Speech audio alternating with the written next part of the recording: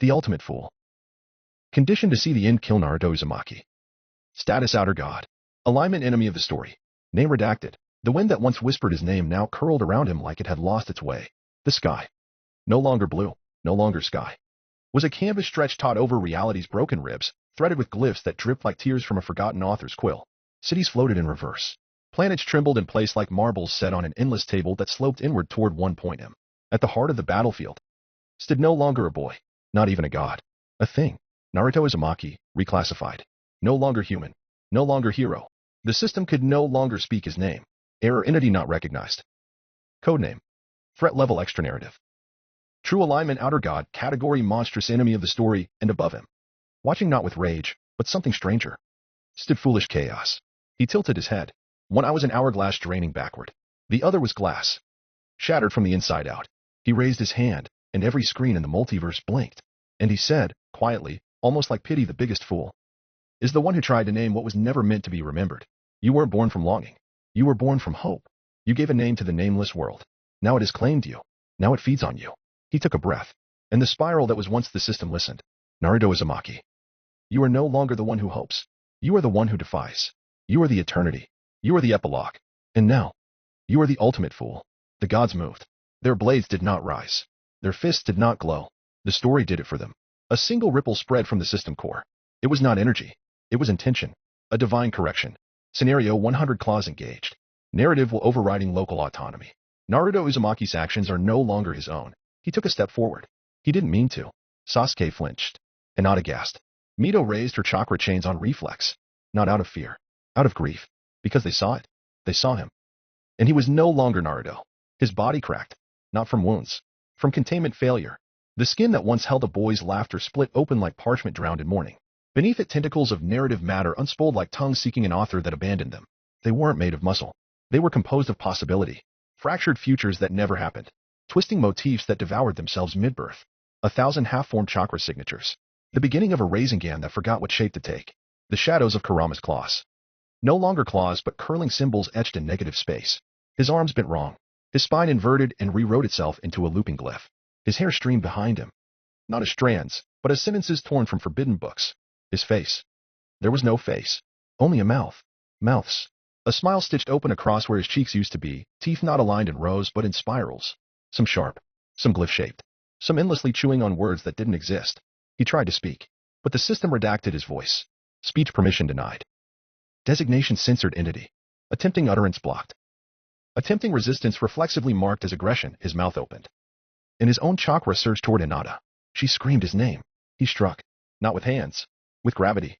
A tentacle of unreality whipped forward and shattered the ground at her feet. Sasuke intercepted it with Reijenshu. His blade screamed as it met the unspeakable and cracked down its center. Blood flew. Hinata's shoulder split open. Just a graze from his aftershock. And he didn't stop. Because he couldn't. Because the story had declared him the enemy of the story. And now, every step he took, every breath he tried to hold back, was twisted into attack. Mito launched her chains. Not to bind him. To hold his hand. To say, please, remember us. But the moment the chains wrapped around his arm, they unraveled. Not his. Hers. His presence inverted her chakra vectors and rewrote her weapons as concepts of failure. The chains turned to rust. To prayer slips. To death flags. Mito collapsed. Her eyes wet. Whispering, he's still in there. He's still in there. He has to be. But Naruto struck again. This time toward the sky. Toward the observers. A limb made of compressed possibility shot upward. It wrapped around the ankle of the descending great observer. Lee. And twisted. Not breaking bone. Rewriting it. The limb flickered. Lee screamed. Causal anchor rock Lee. Status compromised. System message observer corrupted by outer entity. Sasuke roared. He surged forward. Raijin and victory in his hands. Fragments of the Black King behind him. Each step burned reality into jagged lines. He didn't say anything. He just leapt. 100 lightning glyphs spiraled in his wake. Naruto's head turned. Jerking sideways as if being dragged by a memory. The shadow arms flared. They collided midair. There was no explosion. Just pause. Narrative pause. The kind that comes before the next line. But the next line refused to be written, because Naruto's body no longer operated on grammar. Only devouring. He screamed. It didn't make sound. But every god present dropped one step, because the system translated the scream, I'm sorry, I'm sorry, I'm sorry, I'm sorry. And then, the hands lashed. The sky folded. And scenario 100 truly began. They stared at him like a monster. And he was. Because that's what the story had made him. No words came from his throat. Only a chorus of static and bleeding glyphs. Every step twisted the battlefield. Every twitch of his limbs remade causality. He could no longer speak love, only war. And yet, his hand still reached, torn open at the palm, threaded with seals, streaked with every name he wasn't allowed to remember. It was not a hand of healing. It was a hand that had bled more than it ever held. A hand that tore through timelines. That clawed out of death 1,604 times. That killed his own name just to give someone else a future. This was the salvation he offered. Not comfort. Not hope. Only the option to suffer with him. Sasuke stood in the rubble of what used to be Tokyo, one eye cracked open, the other still twitching with static from the last glyph burst. He could barely hold Raijin. His fingers were trembling. Mito was coughing blood. Her chains were gone. Kurama was silent inside the seal. Even Yumino, half there, half not, was retreating deeper into herself, unwilling to speak. And Naruto took one step forward. A tendril of inverted chakra followed, dragging the symbol of In behind it. His head was down. His wings, those made from cursed hands and fable scars, curled low, like they couldn't carry him anymore. Yet his hand still extended toward them. Sasuke knew what that hand meant. Not forgiveness, not absolution. A choice. To keep going. To bleed forward, even knowing the wound would never close. To let someone else carry you in a world that only tears you apart. Hinata moved first. Her steps were light, her body flickering from aftershocks, her eyes still bleeding at the edges. She wasn't strong enough to fight, but she didn't try to. She just stood in front of him, not against him, not beside him, in reach. His hand didn't stop. It hovered near her. A claw of ink. A limb of unreality. A gesture he couldn't stop even if he wanted to. He was the enemy of the story now. He didn't get to choose salvation. Only the others did. You don't have to reach for me, he tried to say, but his voice came out as broken script. And yet, she lifted her own hand. It trembled. Her fingers were burnt from deflecting his last strike. She knew what this meant. That reaching for him would only hurt her. That touching him would write her into the system as infected. That even if she held him now, he wouldn't be able to hold her back. Still, she reached. Her palm touched his, and her scream ripped the sky open. Because it hurt. His hand hurt to hold. The moment their skin met, what little of it remained human. She felt every fracture inside him, every name rewritten, every promise abandoned, every child he couldn't save, every world he burned to preserve a piece of love, salvation that bled, mercy that maimed, hope that hollowed. It wasn't warmth that passed through her. It was survival, ugly, gasping, clawed, like breathing through glass, like swallowing broken truths and pretending they tasted like comfort. He was still there, under the monster, under the name the system had ripped away. He was still there, but barely. And now, she had to hold him. Salvation, she thought, is not something the one who offers it can complete. It's the one who chooses to hold the hand that finishes it. Even if it scars her, even if it kills her, even if it breaks her mind and soul and chakra system down to bare narrative ash. Hinata squeezed his hand, not because it would fix him, but because it told him, you're not alone in this. Even now, especially now. Sasuke moved next. He stood beside her. He didn't speak. He just raised his hand, too, not in prayer, in pact. And when he touched Naruto's other shoulder, the system held. Warning contamination threshold exceeded. Subject Sasuke Uchiha is embracing enemy of the story. Narrative integrity collapsing. The world did not like this. But Sasuke didn't flinch. He pressed his palm into Naruto's shoulder, and in a voice that cracked with thunder, said, you're the dumbest bastard I've ever met. But I'm still choosing you. Foolish chaos stared from above. His smile, for once, did not reach his eyes. He watched them gather, one by one, wounded, screaming, hands burned by narrative correction. And yet, holding him, the one marked for erasure, the one called the epilogue that refused to fade, the one who could no longer speak salvation, but who could still be saved. Foolish chaos whispered, and yet they still reach. How foolish. His hand clenched. The scenario screamed. Judgment failed. Narrative outcome deviant. System will overriding reality. Naruto Uzumaki's actions will now be manipulated directly, and Naruto, still held by Hinata, still braced by Sasuke, still bleeding into Mito's silent hope, suddenly moved. He didn't mean to. His body lurched. One arm twisted outward. A tendril of pure erasure lanced through the air, straight toward Hinata. Naruto's face split open into a silent scream. The system wouldn't let him stop. It wasn't a battlefield anymore. It was a judgment. A stage stitched from the bones of failed stories and lit by the dying light of stars who once called themselves gods. The arc floated high above the shattered Tokyo skyline, stabilized by the 12 observers who now stood as wardens of fate. It was made of black stone, white script, and memory. Hovering like an answer already written, the final message shimmered in the air, glowing with cold kindness. You may board the ark. If you do, you will survive. You will receive a new world line. Free from death. Free from scars.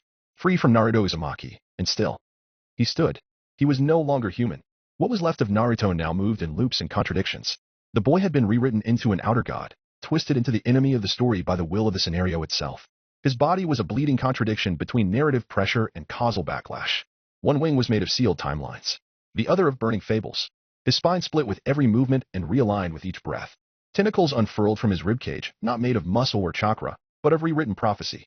Names he could no longer speak clung to them like rot. Every motion he made activated a scenario clause that warped it into violence. Every glance summoned a vector inversion. Every breath exhaled the law of endings. He couldn't speak. He couldn't beg. He could only tremble and reach. His hand extended. Mangled, cursed, disfigured by the system. But still, it reached. It was Sasuke who turned away from the arc first. He didn't say anything.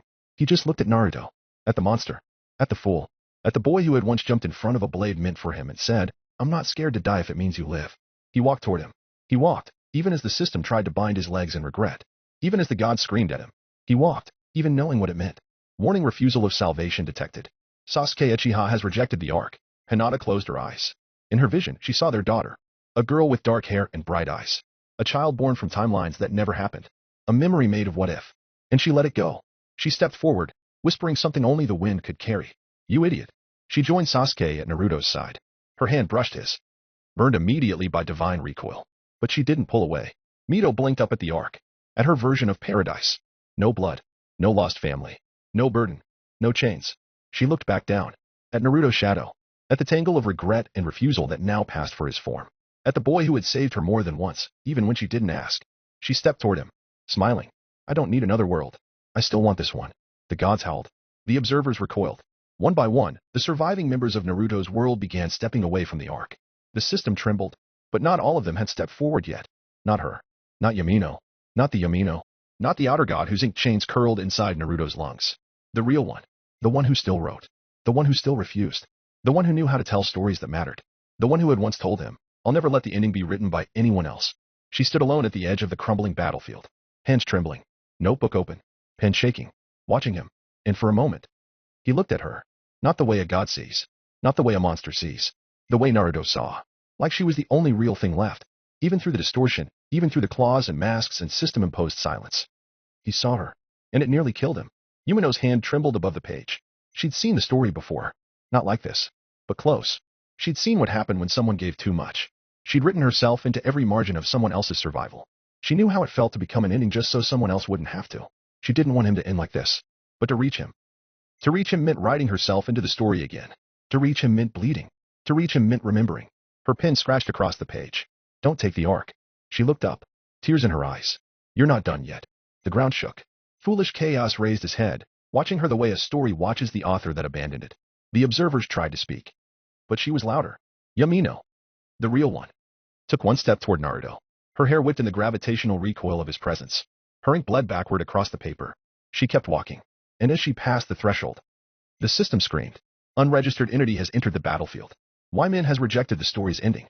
Warning story is no longer stable, and still she walked. Until she stood not behind him, not beside him, but in front of him, where he could see her, where he would have to watch her speak the truth. "You gave me your story. Now I'm giving it back." He tried to fall. His legs buckled. The system tried to twist his action into a strike. It failed. Because this moment wasn't part of the scenario. This was between them. The arc began to collapse.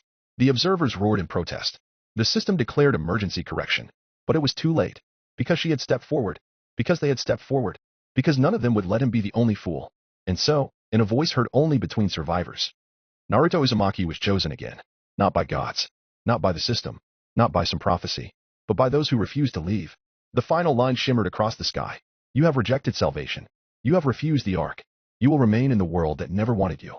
You will write the ending yourself, above them." The gates of every pantheon opened. The final battlefield ignited. Every divine blade turned toward Naruto and those who stood beside him. But they did not retreat. They did not bow. Because they were writing now. And the boy who had been turned into a god-devouring monster finally lifted his head. And smiled. Even if it was wrong. Even if it was broken. Because she was still here. And so were they. It was raining the day she told him. Not a storm. Not a deluge. Just that quiet kind of rain Tokyo gets when the world seems too tired to lift its voice. The sky bled gray. The windows buzzed with city static. A vending machine blinked red in the alley below, and Naruto was on the balcony again, drinking cold coffee from a chipped mug. She slid the door open behind him. He didn't turn. Not yet. She always waited for him to speak first. But today, he didn't. So she did. "Do you want to know what I do?" He blinked. Didn't respond. Not immediately. He wasn't used to questions with that tone. Not pity. Not patience. Just presence. He turned halfway. Her hands were in the pockets of her cardigan. She was wearing old jeans, a faded t-shirt, and socks with mismatched patterns. Her hair was messy from sleep. Ink still stained the corner of her thumb. She looked beautiful, in the way stories did before you knew how they ended. He nodded once. She smiled. I'm a writer. The words didn't echo. Not here. Not in a world that swallowed quiet confessions like cigarette smoke. She leaned against the frame. Not published. Not famous. Not even very good. But I write. Naruto stared at her. Not because he didn't believe her, but because he did. More than anything else, it made sense. That she'd be the one to carry stories in silence. That she'd be the kind of person who didn't speak unless the words mattered. You don't talk about it much, he said finally. No one ever asked. She sat down beside him on the concrete, pulled her knees to her chest. I used to try. Back when I thought I needed to prove something. Friends would ask what I wanted to do with my life, and I'd say author, and they'd look at me like I'd said magician. He smiled, soft. You kind of are. She laughed, the tired kind. I write fanfiction, mostly. And these weird little stories that I never show anyone. About people who lose everything and still try to make someone laugh. They're not pretty. Not poetic. Just mine. Naruto didn't say anything for a while. Then I think you saved my life. She looked at him. Not with surprise. With certainty. I didn't do anything. You didn't leave. They sat like that for a while. Tokyo hummed below. The wind curled around them, threading between her socks and his hoodie, carrying the smell of cheap coffee and rain. Then she whispered, sometimes I think I've written you before. His breath caught. What? She shook her head. Never mind. Just a thought. But he wouldn't let it drop. What kind of story? Her voice cracked. Just a little. A boy who saves people and forgets how to save himself. A boy who dies 1,000 times but never stays gone. A boy who never gets to rest. Naruto looked down at his hands. They didn't glow. Didn't pulse with chakra. Just hands. Scarred in places he didn't remember earning. Does he get a happy ending? She looked at him. Not like someone answering a question. Like someone making a vow. If I have to rewrite it 100 times. He didn't ask if she meant it. Because the tears in her eyes already answered. And he leaned into her shoulder. Not like a lover. Not like a friend. Like a page finally returning to its book. And from that day on, he started calling her home. The world was collapsing into decision. It wasn't a war anymore. It wasn't even a scenario. It was a question. And the system was demanding an answer.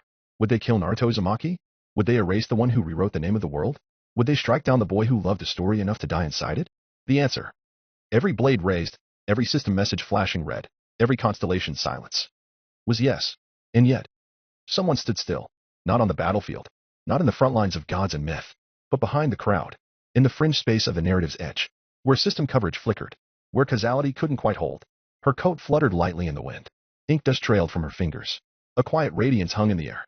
Not like power. Like a pause. Like someone had stopped reading the story and started writing it instead. Yumino stood with her hands in her pockets. The wind curled through her hair. The scroll fragment of the broken sky whispered. Unauthorized entity detected. Classification civilian reincarnated author. Known alias Yumino former Yumika. Danger rating undefined. Threat potential terminal, but the world didn't know what to do with her. Because it had never written a role for someone like her. She wasn't a constellation. She wasn't a warrior. She wasn't even from this version of Earth. But she was the one who watched him grieve every morning and didn't leave. She was the one who made ramen when he couldn't move. She was the one who said, if you forget me, I'll write you back. And she was the one.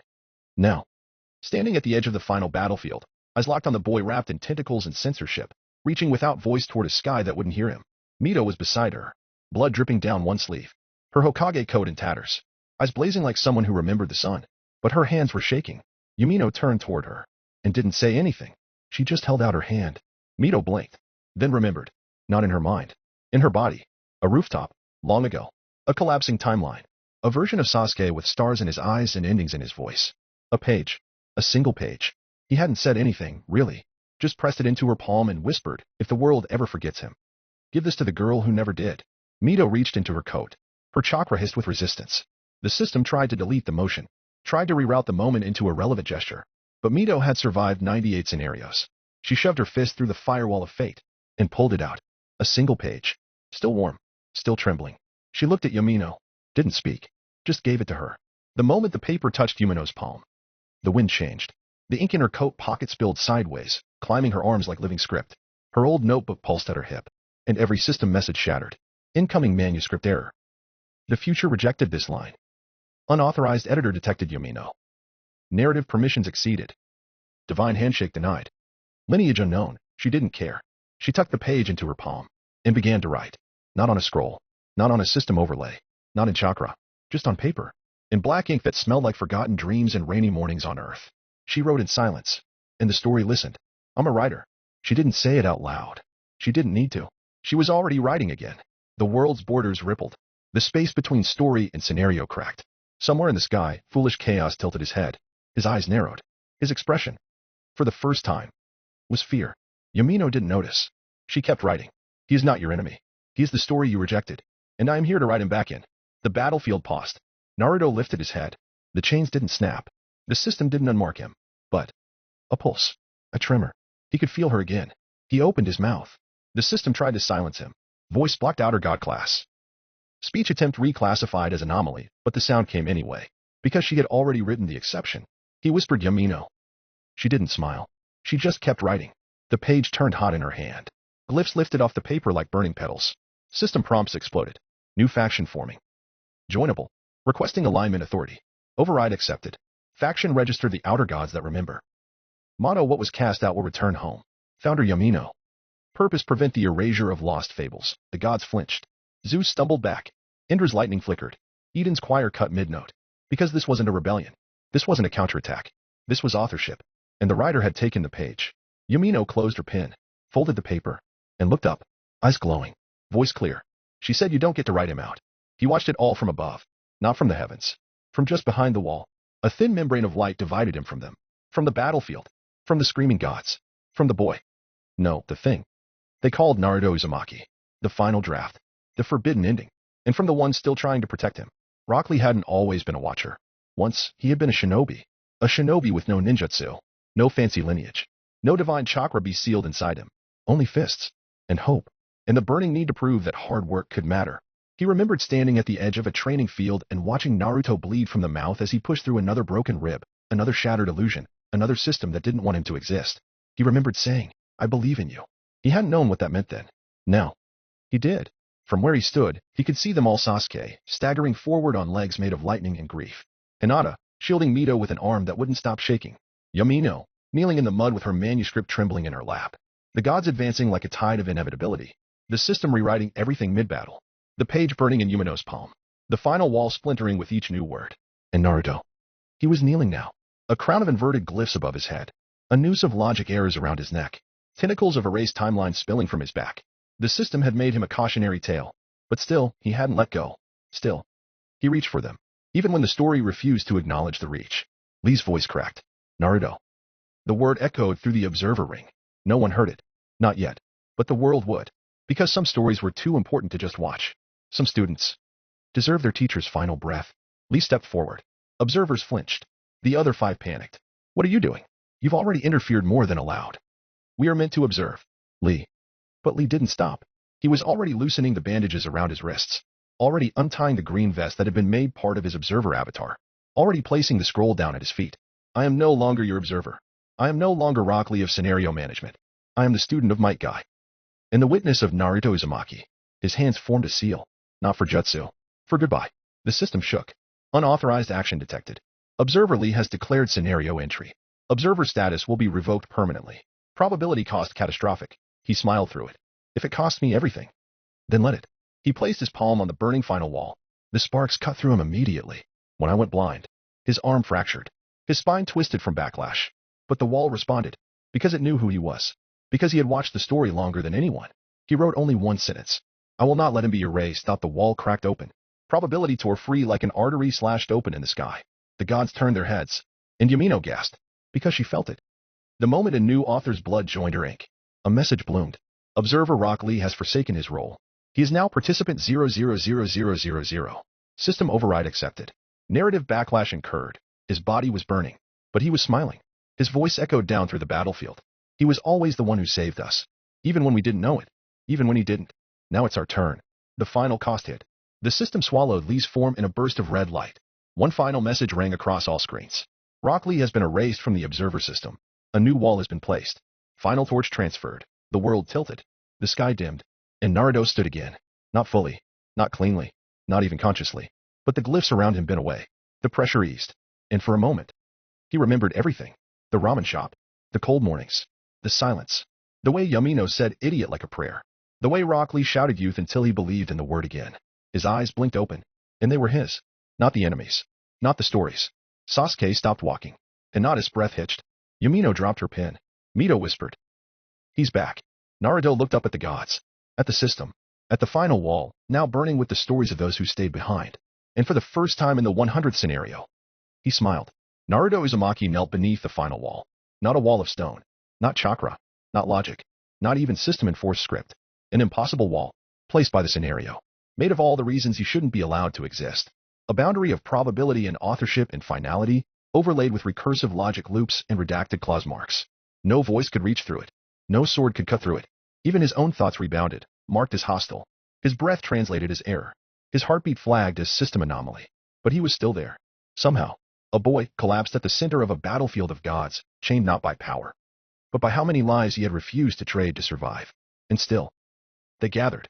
Sasuke stepped forward first. His sword, Raijin, hung low. He didn't lift it, didn't point it. He just pressed the edge against the wall and carved one word in the air, brother. He didn't say it aloud. Didn't need to, because that's what Naruto had been to him. More than rival, more than friend. A brother who defied time, gods, death, and Sasuke himself, just to walk beside him. And now Sasuke couldn't touch him, but he'd leave a mark anyway, because he believed in her first. And now she wanted to return it, not by words.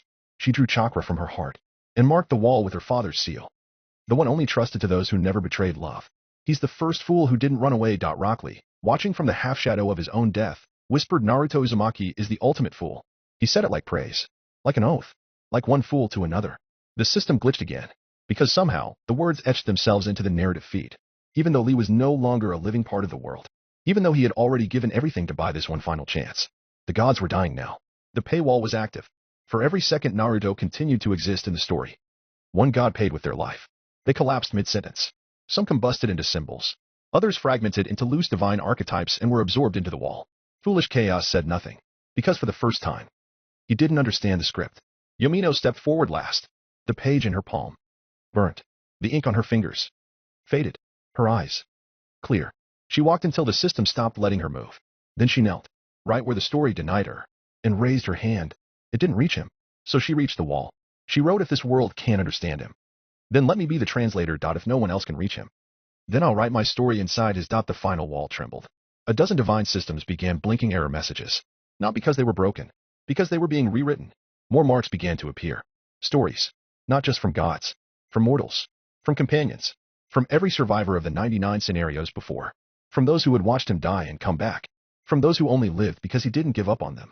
He remembered my name when no one else did. He gave me a future I didn't ask for, but needed. He held my hand when I didn't know I was falling. He was the first person to call me human. He taught me that a broken story can still be beautiful. He smiled at me. He stayed. And the wall began to open, not with a bang, not with a shout, but with a turn of the page. Inside, Naruto gasped. The weight on his chest lifted by inches. The static cleared from his eyes. He could see them, not clearly, but enough. He whispered, voice dry, voice broken, but real. Did I make it? Yumino's voice cracked. You're still here. That's enough. The wall, once sealed by the system, now bore hundreds of marks. Each one a story. Each one a refusal to let the boy who named the world be forgotten. This was their final payment. Their rebellion. Their love. 1,000 scars carved into a wall the world said no one could reach. A wall that tried to keep the ultimate fool locked inside. But fools, they have a way of rewriting the ending. The sky burned clean again. No stars. No gods. No rebellion. The final wall sealed itself like a tombstone. The observers stood silent as the ark prepared to ascend. Gleaming, immaculate, carrying every divine faction away from the condemned world. Naruto Uzumaki remained behind. Still kneeling. Still chained. The ultimate fool. We did everything, Yamino whispered. They stood together at the cliff's edge. Mito, Hinata, Sasuke, her. Each one scarred. Each one burning from the price already paid. The ark hovered above like a second moon. Untouchable. It's over, Hinata said softly. Sasuke looked down at his hands. I should have killed more of them, he muttered. Mito didn't speak. She was staring at Naruto, who had begun to disappear again. His outline flickering like a tape rewinding. They're trying to erase him. And that's when the air went wrong. A scream echoed from nowhere. It wasn't voice. It wasn't sound. It was emptiness given shape. The kind that vibrated at the base of every memory you forgot how to hold. A bloom of shadow cracked the earth. Not black. Not ink. Just absence. And from that shadow, 100 hands emerged. Thin. Feminine. Fingers trembling. Some held quills.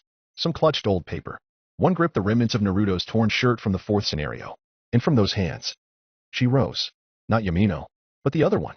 The outer god. The one born from the scream Naruto never answered. The version of Yamino who died in every timeline where he never came back. The one who shattered herself across worlds just to watch him sleep through the wall. The one who wore her grief like armor. She didn't walk. She floated. Her veil trailed behind her, stitched from failed manuscripts and rejection slips that never reached print. Her body shimmered wrong. Sometimes transparent, sometimes too solid, always trembling. Her face was almost hers. But her eyes were every page that had ever been ripped from a notebook and burnt. She was the story that no one let in properly. She was the love that broke the wall to see him one last time. She was the avatar of Sad Ella rewritten as author's remnant. She was the thing inside Naruto that had clawed its way out. Sasuke recoiled. Mito blinked. What the hell? But Yamino knew. She took a breath. I never wrote you. The shadow woman didn't respond. Just stared at her. Like a mirror warped by empathy. Then she turned. Faced the Ark. And screamed. Ark security protocol interrupted. Error unregistered entity detected. Hostile class outer authorial remnant. Code red. The scream shredded the heavens. Glyphs peeled off the Ark shell. Divine circuits shorted out mid-sentence. The ram stuttered open. 3 inches. A flicker, just long enough. And in that flicker, she raised her hands. Each one reached in a different direction. One to Naruto. One to Yamino. One to the Ark. One to the final wall. One held a pin. One held a blade. One pointed back at herself. And together, they ripped open the gap. No system command. No scenario authorization. Just sorrow made physical. Just a scream louder than the story trying to silence it. The final draft lurched forward. Naruto's body snapped upward. His form half torn, half risen. His mouth open. Not in speech, but in memory. Because she had pulled him into motion again. They ran. Mito first. Then Sasuke. Hinata stumbled, but pushed herself through the crack in the light. Yamino hesitated. Just long enough to look at the avatar of herself. The shadow woman looked back. And smiled. Finish it. Yamino reached out. And touched her own face. It was cold. And then she was gone. The Ark sealed. The observers screamed in rage. Error unaccounted entity presence detected. Pantheon the final draft. Reclassification required, but it was too late. They were aboard. Inside the system. Inside the next timeline. Hidden in the cracks of its beginning. Like a story someone had tried to delete. But never quite succeeded. And behind them, in the sealed world, the avatar stood alone. Her veil curling in the void. Her face almost smiling. She had never been written. So she could never be erased. The Ark was not a ship. It was a world. Forged from myth metal and memory architecture, floating between realities like a page torn from the end of time. Its halls curled like story spirals, each corridor a different theology, each chamber a shrine to the gods of the last cycle. It had no engine. It moved on narrative mass. Fueled by gods. Populated by survivors. Scripted to erase those who didn't belong. And still, they walked.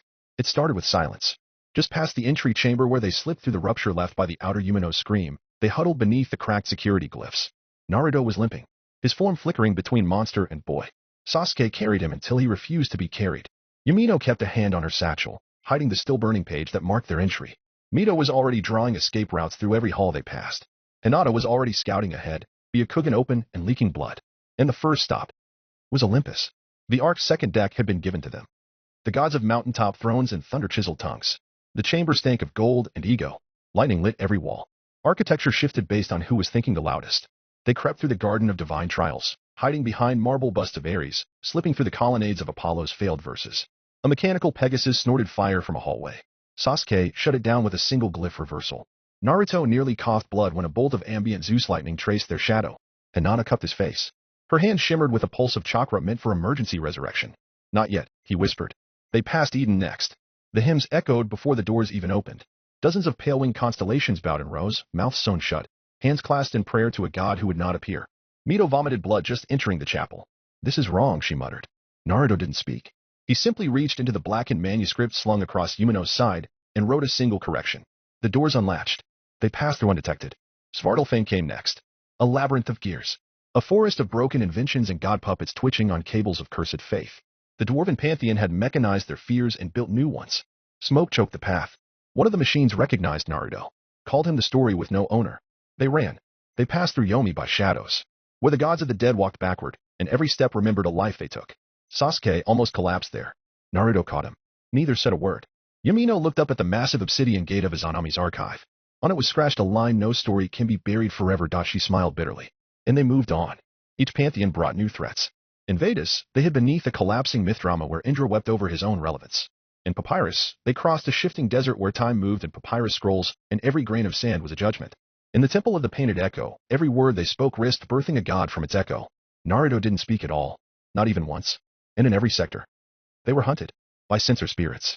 by divine administration protocols, by the observer's shadow forms, sweeping for narrative distortion. Error class final draft detected. Anomaly trail inconclusive. Arc-wide search level maximum still. They moved. Hinata wrote decoy trails in chakra script. Mito collapsed heat signatures. Sasuke mirrored their steps in lightning memory, erasing even their footprints. Yamino, fingers ink-stained and cracking, rewrote every surveillance glyph they passed. Every lens saw a different version of the hallway. And Naruto just kept moving, even when it hurt. Even when the scenario kept trying to collapse his form back into redacted oblivion. He moved. They reached the core. The spire of scrolls. Where the arc wrote its story. Where the next timeline would be inked. A tower of folded script and burning glyphs. Memory seals layered in contradiction. Sitting atop it. A throne. Not for a god. For the editor. They stopped there. Hiding in the shadow of an unfinished sentence. The observers were already above, beginning to transfer the Pantheon's records into the next cycle. Soon, the new world would be overwritten. And their story. Erased. Naruto fell to one knee. How much time? Mito didn't answer. Sasuke looked up at the sky inside the spire. It was white. Not blank. Just waiting. Yamino stepped forward. Pulled the last page from her satchel. The one they burned to get aboard. Still smoking. Still alive. Enough, she whispered. We have just enough time to write an ending they can't delete. And the final draft stood. Again. The door to the spire's summit opened with a shudder. Not a creak. Not a groan. A shudder, like the world itself didn't want to see what waited at the top. White light spilled into the hall. Not divine. Administrative. Like the glow of a burning ledger. A stillness followed. It wasn't silence. It was anticipation. The kind only old names bring. Sasuke's hand tensed on his blade. Hinata lowered herself into a stance that frayed her bones. Mito reached back for the chakra chain that had once held the gates of Konoha closed. Yumino's fingers twitched. Her pen was already melting. And Naruto. He stepped forward. Eyes blank. Heart burning. Because the world was still trying to erase him. And he refused to be forgotten. He reached the top step. And the light parted. There he stood. The first observer. He was not armored. Not monstrous. Not wrapped in static. He looked tired, but not weak. A black coat over a spotless uniform. Gloves etched with claws runes. No visible weapon. Only a scroll. Suspended mid-air, unrolling around him like a god's thought, turning endlessly. Every word on it glowed. Because it was every word ever written. He spoke without sound. His voice arrived like fact. You do not belong here. Yamino stepped beside Naruto. And yet, here we are. The observer looked at her. Eyes unreadable. Then, he raised his hand. Reality cracked. Not space. Not air. But the narrative substrate that held the arc together. He didn't summon power. He referenced it. Lines of fable text glowed around him. Scripts from all scenarios. Fable Thunderborn of Olympus. Fable Star Eater of Eden. Fable the Law that Walks. Fable Sage of all forms. Fable Chains that judged gods. Fable the Voice that killed time. They fused. A hydra of narrative. And in that moment, the first observer became a weapon wielded by the arc itself. Hinata gasped. He's using everything. And foolish chaos? He appeared on the rafters above. Cloaked in the same smile as always. Observing. And for once. Saying nothing. Not warning. Not interfering. Just watching. The first observer stepped forward. I am the author of compliance. I am the reset clause. And you. His eyes turned to Naruto. And the scroll flared. Or a sentence that never belonged. He moved. The air detonated. Sasuke blurred into lightning. Slamming Raijin forward. It shattered. Not the observer. Reality. The floor between them cracked, then reformed instantly. Corrected mid-action by system override. Hinata followed with an open palm strike. Chakra twin seal. Her hand passed through the observer's form. Because he had rewritten himself into mist that moment. In the moment after, he rewrote the battlefield. Fable reversal of cause and consequence. Affect all actions by Naruto's pantheon are retroactively nullified. Their wounds reopened. Their feet reversed motion. Mito tripped backwards and hit the wall where she'd stood 10 seconds ago. Yamino screamed as her script dissolved mid-sentence. And Naruto? He was frozen. Not in place. In story. He was being parsed line by line. Erased word by word. You are not canon, the observer said. You are an error permitted for effect. And that effect is over. He raised the scroll. Prepared to issue the final clause return to the prologue.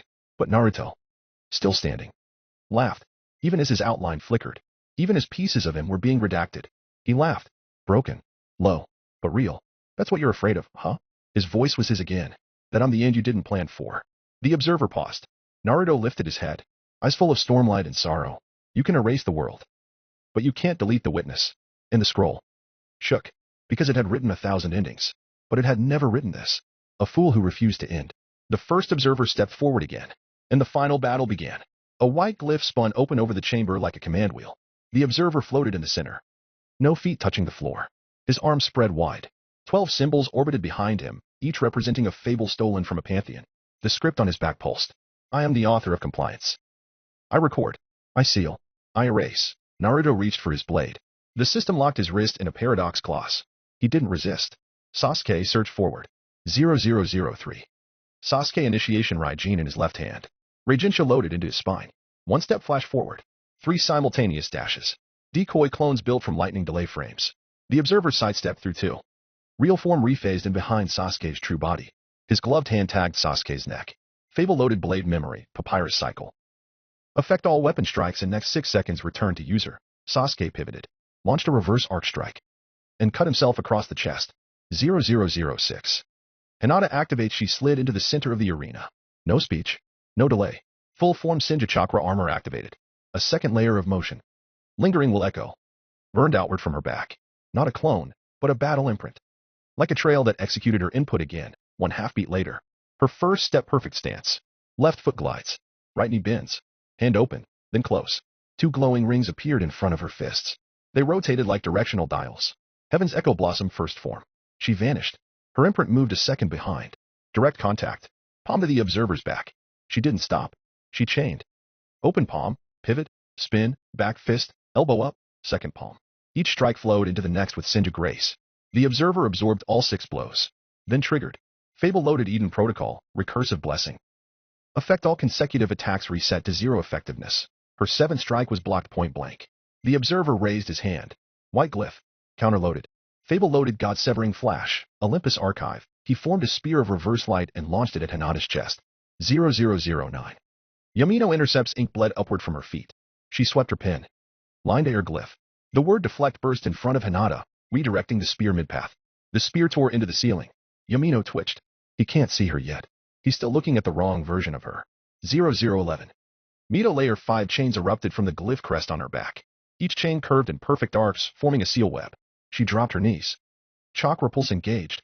6-fold binding script Uzumaki lock. Chains locked around the observer's wrists, waist, neck. For 1.2 seconds. He was still. Hinata re-engaged. Her lingering will imprint merged into her body. The next sequence activated. Second form falling descent. She launched upward. Her fist rotated once, building momentum. Then she dove. Double fist drop into the observer's chest. Mid-strike, she spun. Her elbow traced an aerial glyph. It glowed in heavenly demon red. Her feet hit the ceiling. Rebounded. Palm down into his shoulder. Chakra detonated outward. 0014. Observer breaks free. Fable loaded flame world domain. Veda's access. He erased gravity within a 5-meter dome. All physics reversed. Sasuke, Mito, and Hinata launched upward uncontrollably. Yamino triggered ink glyphs on her coat. Ink anchor. For points. The others froze mid-air. Anchored. Hinata flipped and dashed along the inside of the dome's gravity. She turned, planted her foot on the dome shell. Third form blossom reflection. Her chakra signature split. 2 imprints burst from her shoulders. Heavenly demon shades. She teleported mid-frame. Each shade attacked at perfect cross angles. The observer was finally staggered. 0018. Naruto pulls from the floor. Naruto's fingers twitched. Chains of narrative rejection coiled around his legs, his spine, his throat. He couldn't speak. So he breathed. And from that breath, one glyph formed on his chest. Final draft. Interface opening. The observer turned. His first frown. Not yet. 0021. Observer counterphase. He raised both hands. Fable Chronos under. Svartal fame tier. Effect rewind. Final 3 seconds of target action loop. Hinata's imprint shattered. Her last 3 attacks reversed. She gasped. Struck herself in the shoulder. Blood. 0025. Sasuke back and Raijinchu engaged. He dissolved into electric fluid motion. Each movement blinked between atoms. The observer sidestepped. Expected. Sasuke baited it. Appeared behind him before the dodge executed. Got you. He stabbed.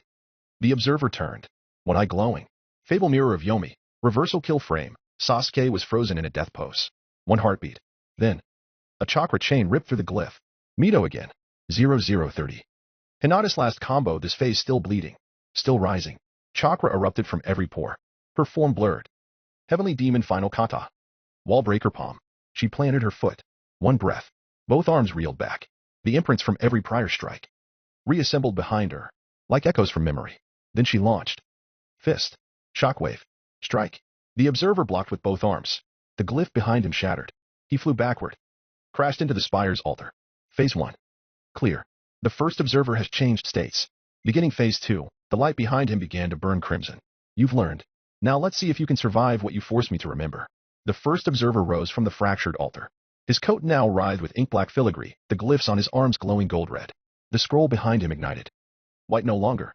Void script coiled down from it like serpents made of forgotten text. His voice cracked space. You have forced this world to remember its sealed stories. He snapped his fingers once. Fable unlocked Emperor Tyr, the martial king's devastation. Fable unlocked the nine-tailed apostle of the end, Kurama. Fable unlocked Vessel of Azathoth, the crown void storm. Fable unlocked the wind that carves fate, world-cleaving draft, 0003. Martial King Fable activated a phantom formed behind the observer, a giant silhouette in celestial armor, fists like shattered suns. The ground cracked with each breath. Technique Void Step Breaker, Heaven Shatter combo. He disappeared mid-frame. Sasuke caught it first. Scatter. He jumped. Lightning arc trailing him. Too late. The observer reappeared mid-punch behind Mito. His fist blurred. Hinata intercepted. Chakra bloom detonated on her arm as she parried. The floor folded. Her body shot back, crashing through two glyph pylons. 0007. Kurama Fable loaded. The observer's outline flared with vulpine spirals. 9 tails of burning entropy burst behind him. Each one held a different Fable sigil. Kurama. Naruto staggered, his hands clenching. Technique Tail 8, Spiral Law Erasure. A tail lashed toward Naruto. The same tail that once protected him. It stabbed through space. Displaced every reality layer. Yamino wrote a glyph. Override inversion clause. The tail coiled backward. Redirected into the ceiling. It sheared the upper dome into pieces. 0012. Sasuke's Fable used Azathoth's vessel. The observer's form distorted. His feet no longer touched ground. A ring of black planets orbited his head. His skin became translucent, filled with script. His voice fractured in echo. I am the one who bore the storm that drained. Sasuke stared. Eyes wide. You're using me? Technique Null Step Sigma. Outer orbit collapse. Suddenly, all light vanished. Darkness poured inward. A gravity cage bound the team, twisting their perceptions. Sasuke charged. Lightning burst outward in a spiral. He sliced one of his own orbiting moons. Raijin. Wail. The spell shattered. But the observer dropped down behind him.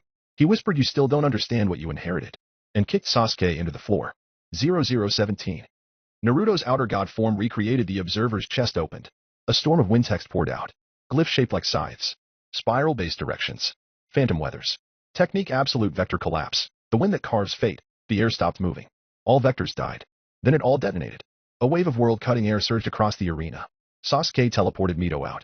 Hinata activated 3 chakra echoes to deflect. Yamino burned 6 pages from her book. But Naruto walked forward. Chains still bound his wrists. Still couldn't raise a fist. But he stared the spell down. And didn't move. The wind parted around him. As if it couldn't kill what it came from. 0023. Team counterattack begins. Hinata blinked in. Her chakra armor glowed blue-red. Heavenly Demon Core at full compression. She dropped into a wide stance. 5th kata. Breaking Blossom Spiral. Her lingering imprint swept around the observer like a curved wall. She struck forward. Not a straight palm. A sweep strike, deflecting and spinning. He raised his hand. Azathoth glyph flickering. She canceled it mid-cast with a full body slam. Her imprint overlapped, firing a chakra pulse through the back of his spine. 0025. Mito forges a seal. She slammed her palm to the broken floor. Uzumaki Forbidden Art Soul Binding Lock. Type 9. A cage of red seals appeared beneath the observer's feet. They grabbed his shadow. For 2 seconds. He was immobile. 0027.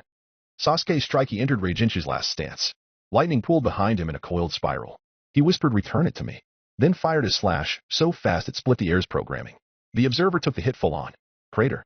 Smoke. For a moment. Silence. 0029. He emerges. Bleeding. Finally for the first time. A crack in the scroll. He looked down at the wound on his side. Not regenerating. Not erasing. His voice was quiet. So this is what you wanted. To become your own fables. He looked up. Smiled. Then let me show you my favorite one. The ground cracked beneath his feet. The first blood he had shed evaporated in strips of system code. The glyphs behind him slowed in orbit, pulsing like a heartbeat. Hinata was panting. Her chakra armor flickered. Sasuke's blade was cracked. Mito's chains were burned into her skin. Yumino's pin was shaking. Pages nearly empty. And Naruto. Still bound. Still burning. Still not erased. The observer looked down at the gash in his side. His hand trembled slightly as he brushed the wound. A drop of divine ink hit the floor. He exhaled through his nose. And said, boring. His voice didn't echo. It didn't thunder. It flattened the room. Yamino blinked. What? He reached into the air. And pulled out a pin. Not a blade. Not a glyph. A pin. With his other hand, he materialized paper. Plain. White. Endless. He flipped the top page. Wrote something. Only Naruto saw what it was. He couldn't read the words. But he recognized the pattern. It was a sentence he'd spoken once, long ago, on a hill no one remembered. And then, everything reset. Hinata stood perfectly straight. No injuries. Sasuke's blade was pristine. Mito's seals were fully charged. Yamino was 5 pages heavier. Naruto blinked. Still chained. Still silent. Still erased. But their bodies remembered. Their souls ached. Phantom bruises. Shaking limbs. Every scar from the last 2 phases still lingered, even if their forms didn't show it. No, Sasuke whispered. He rewound everything. Yamino scanned the glyphs in the air. He didn't even cast anything. He just wrote it. The observer yawned. Try again. He drew a line in the air. The arena shifted. The spire walls vanished. New ones formed. Massive scrolls. Pages pinned with versions of this very fight. Dozens. Hundreds. Each with different outcomes. All of them ended with boring. Mito's breath caught. He's looped us. Hinata reached behind her neck. Her skin crawled. He doesn't want to win. Sasuke finished the sentence. He wants us to stop being interesting. The observer flipped the paper over again. Wrote a new title. The final draft. Rewrite 003, version 21.7. He pointed at them with the pen. If you want to overwrite me, then impress me. He twirled the pen like a sword, and the glyphs returned to orbit. Faster. 0001. Round 2 begins. He vanished mid-step. Reappeared with the force of the martial king again. But this time, his opening punch came with 6 fables overlaid. Every strike a judgment. Every movement a forced rewrite. This wasn't just combat anymore. This was a performance. And the script was his. The world rebooted again. Sasuke charged. Hinata spun into her mirrored kata. Mito's seals crackled. Yamino rewrote a glyph. All of it the same. Each move flowed into the next with instinct, not intention. And Naruto? Still crouched. Still wrapped in redacted chains of system logic. He watched the others fight again. He watched the observer change scripts, remix his attacks. He watched their resistance become rehearsal. The ceiling wasn't cracking anymore. The wall wasn't responding. The page wasn't bleeding. The story was growing quiet. Then, a hand touched his shoulder. It wasn't a hand, really. It was a suggestion of one. A mockery of fingers made from black jester thread and swirling cosmos, each digit bending in 4 places. The world didn't glitch. It simply acknowledged that foolish chaos had joined the scene. He didn't walk. He wasn't there. But his presence folded around Naruto like a curtain of bad ideas and bittersweet deja vu. Naruto Uzumaki, said the voice, amused and tired, as though this was their first and last meeting simultaneously. Naruto didn't flinch. Foolish chaos leaned closer. His face was not a face. Just a shifting veil of static and contradiction. You're losing. Naruto grunted. I noticed. You're being rewritten into a play. And not even a good one. Naruto looked ahead. Sasuke was knocked into the far wall. Hinata's chakra was dimming. Mito's body had begun to flicker. Yamino was still writing. But the page was ignoring her now. So? Naruto asked. You came here to gloat? Foolish chaos chuckled. I don't gloat, boy. I observe. He crouched down. His eyes were a static black scribble of crossed-out endings. But I can comment. Then he said it. Would you like help? The world paused. Only Naruto heard it. Only Naruto could. His breathing slowed. You've never offered help before. Not once. Not when I died. Not when I killed myself. Not when I was forgotten. Not when I was used. Foolish chaos nodded. Correct. Because all of that was still interesting. He tilted his head. But this is bureaucracy. This is what happens when stories are run by editors. He doesn't want to erase you. He wants to bore you into compliance. Naruto was quiet. The chains around his throat tightened. He grinned anyway. So what's the price? Foolish chaos whispered. If you ever reach it. The wall at the end of the world. And if your friends survive long enough to climb it. If you find the door that is not a door. His voice dropped. Almost reverent. Then I want you to open it. Step through. And end the oldest longing. Naruto blinked. What is it? Foolish chaos paused. Then whispered the thing that made every god lonely. The reason none of them write their own stories anymore. The wound that became the first myth. His hands opened like a theater curtain. In that, and I'll give you just one moment. Right now. To break your chain. Naruto didn't hesitate. He nodded once. Deal. Foolish chaos snapped his fingers. The chain shattered. Every rule ignored. The final draft rose. Eyes burning with wind. Mouth free. And in that moment, the script glitched. The observer paused mid-cast. His pen flickered. The scroll behind him jittered. As a new page formed. Blank. Untitled. Waiting. The blank page didn't just form. It bled. A new page. Untitled. Authorless. Unwelcomed. It fluttered into existence behind Naruto as the observer's scroll stuttered. The glyphs frayed. The causal loop stalled. The ink of reality itself hesitated. Because he was no longer following the script. And with one breath, Naruto Uzumaki wrote silence. The world stopped. Not in sequence. In narrative. Status erased. Fables disengaged. Scenario authority locked. The arc's motion froze. The stars blinked off. The first observer, hand half raised, flickered. Pen hovering mid-sentence. The battlefield collapsed inward. Then folded. Naruto turned his back on the fight. He extended one hand. Sasuke's body pulled forward, lightning unraveling like thread behind him. Hinata staggered, blood on her lips, and vanished into gold. Mito's chains retracted, clicking rhythmically like distant bells. Yamino dropped her page, and it was already burning as she vanished. In foolish chaos, grinning madly, walked in willingly. A god made from forgotten desires, trailing laughter behind him. They didn't teleport. They didn't time travel. They were simply gone, pulled into a place only one person could reach. The library inside Naruto. It wasn't a room. It wasn't a dream. It was a story that refused to end. It was what he carried after dying 1,000 times. A labyrinth of unfiled fables. A breathing construct of every what-if that never got written. A space made from fragments the system threw away. The moment they landed, the stillness returned. Aisles of books reached into an endless golden horizon. The floor hummed with whispers. The walls were shifting parchment. And above them, an unread title glowed. The story of the one who stayed. Yamino collapsed first. Where are we? Naruto stepped forward. My library. Sasuke's eye narrowed. Since when do you have one? Naruto didn't answer. Because someone was already there. Sitting at the table in the center. Reading a book with no name. Wearing a cloak of torn scrolls. His head tilted. His 9 tails flicked idly. Eyes unreadable. Smile crooked. Hair windblown as if from a world that hadn't existed yet. Foxtail. He didn't rise. Just shut the book. Took you long enough. Naruto walked to him. None of them spoke. Even foolish chaos was silent. Until Hinata whispered, what now? Yamino stepped forward, pen trembling. The story stopped. The observer won't chase us here. But he's still waiting. She looked at Foxtail. There's nowhere else to go. We're in a dead script. Foxtail slowly rose to his feet. Then looked at Naruto. Remember what I told you? Naruto blinked. Foxtail pointed. Beyond the furthest row of shelves, where the library blurred and bent in impossible angles, there was a hole. Not a door. Not a passage. A tear. An absence in story. Where even forgotten things have been forgotten. The hole, Foxtail said. The one I warned you never to enter. Naruto swallowed. It's open now. Foxtail nodded. It was always open. You just hadn't been abandoned by the story yet. Silence. Then Sasuke, bitter and clear within there? Foxtail's grin turned sad. Nothing. And everything that should have been written. Naruto stared into the darkness. It didn't beckon. It didn't threaten. It waited. Mito clutched her chain. We go in? Foolish chaos tilted his head. Naruto didn't answer. Because he'd already started walking. And his friends followed. And behind them? The oldest longing. They stepped through the hole. Not a gate. Not a portal. A hole. Punched into something that wasn't meant to be pierced. And what greeted them wasn't stars. Or oblivion. Or death. It was a wall. The largest wall in existence. A surface so vast they couldn't see its top or bottom. Only the slightest curve suggesting that it bent outward and kept going. The sky behind them had vanished. The ground underfoot became smoother the closer they approached, until even friction disappeared and the stone shimmered with a polished sheen so perfect it reflected their every scar, thought, and second guess. The wall stood before them like an infinite dam, holding back something no one had words for. And for a moment, no one spoke. It wasn't flat. From a distance, it looked blank. But as they got closer, they saw that the wall wasn't made of one surface. It was covered in marks, handprints, scratches, claw trails, burn scars, bits of stone that had been shattered, melted, rewritten. Stories weren't carved into it. They were left on it. Sasuke reached forward first and touched it with his palm. The moment his skin met the surface, a ripple bloomed. Not energy. Memory. He felt every time someone had tried to reach him. Every time someone had failed to. A wall he hadn't known he'd carried. Suddenly made visible.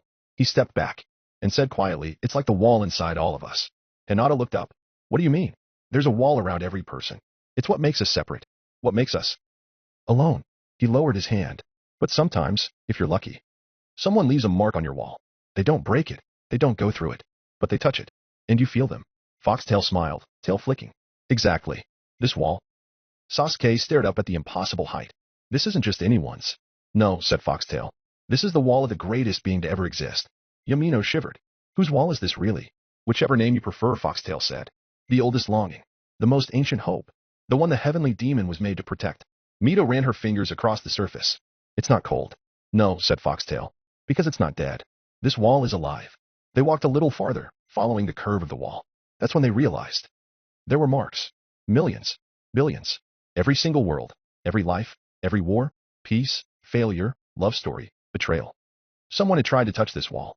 And those touches remained. Not names. Not books. But feelings. Ghost-like imprints, pressed into the wall's skin like a scar that never healed.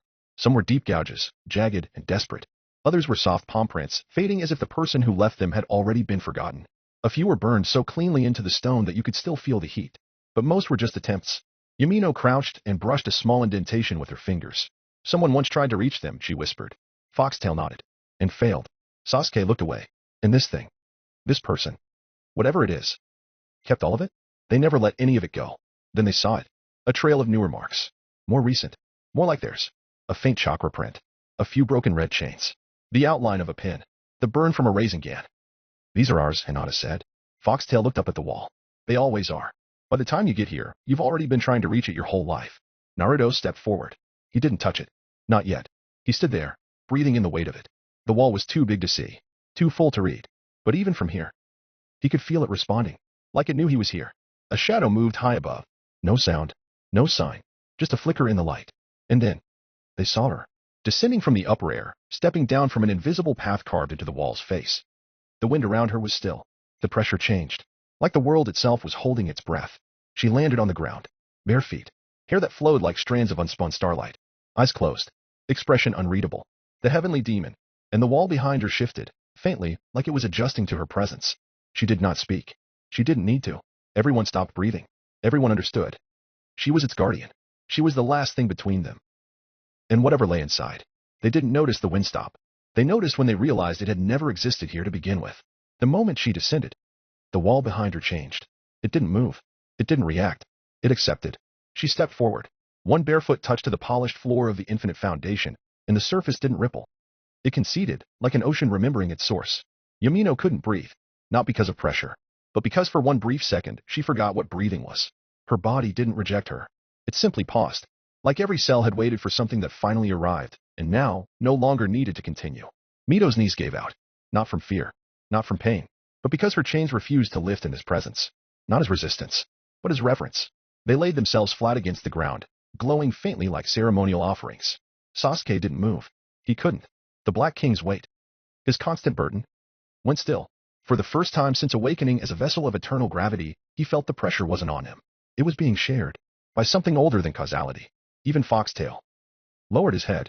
He did not kneel, but he remembered something, and for a moment his tail stilled, and his teeth stopped grinning. And foolish chaos? He didn't laugh, didn't comment, didn't twitch. He just looked up at her as she descended, and when her gaze passed over him, he tilted his head and let his veil split slightly. Not out of threat, not in warning, just recognition. Her eyes did not glare. They didn't glow. They simply saw him, as if she always had, as if she always would. No one spoke. Not yet, because every sound would have been false in her presence. She was not made of light. She was not made of stars. Her skin wasn't gold or fire or glass or shadow. She simply was. And everything else. Chakra, system tags, narrative resistance, divine fables. Became like dust held in place by gravity, orbiting her presence. She wore robes that didn't fall with physics. They hung across dimensions. Each thread a weave of fate that refused to tangle. Her hair trailed behind her like the tail of the first comet that ever broke from the void. And her face wasn't describable. Not because it lacked detail, but because it changed you when you looked at it. You didn't perceive it. You just understood. Hinata was crying. She didn't know when it started.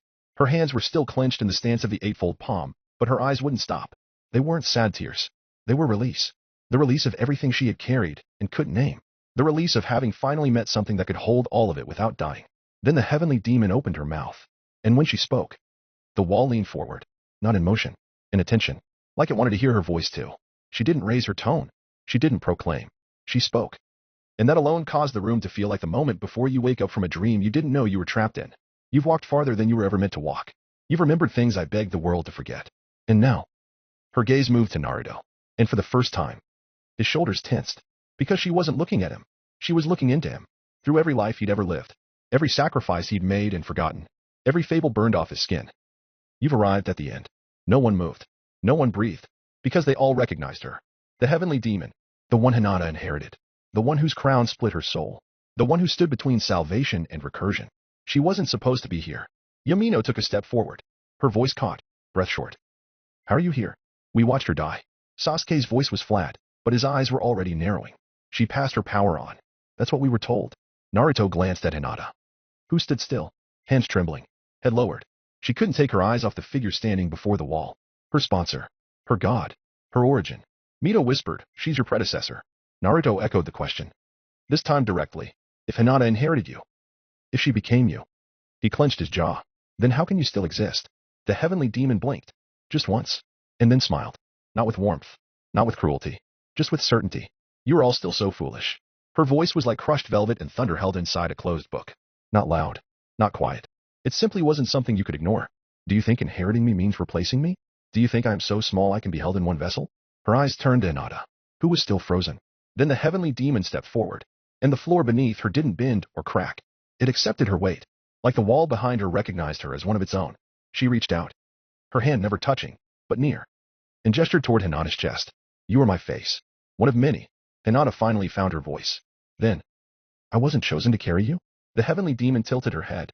Her hair brushed the air like gravity had been rewritten. You were chosen to remember me, to preserve a sliver of what I once was. She looked to the others, eyes like eclipse stars. But I am not a memory. I am not a god that can be inherited. She turned her back to them, faced the wall again, spoke quietly. I am the reason the wall still stands. And the wall behind her pulsed once. Slowly, like a heartbeat that hadn't been heard in 1,000 eternities. The system named me a demon. The gods called me their shield. But what I truly was. She touched the wall with one fingertip, and they all felt it. All the forgotten endings. All the names that never found peace. All the lives erased to let others finish theirs. Was the one who watched. Yamino whispered, she's still holding it all. Foxtail, silent for once, just nodded. Mito gritted her teeth. And now she wants Naruto to take her place? But the heavenly demon didn't turn, didn't clarify, because deep down, they already knew. This wasn't a question of succession. It was a burden transfer, and Naruto's answer would determine whether the wall ever moved again. The silence after her words was suffocating, not because of pressure, but because of what hadn't yet been said. The heavenly demon still faced the wall. Her hand, barely touching it, trembled slightly. The wall didn't glow. It didn't respond. It simply listened. Then, her voice returned. Soft, low, but unshakably certain. I don't want you to become my face, Naruto. The sentence hit like a crack through the foundation beneath their feet. I don't want you to wear my name, or carry my legacy.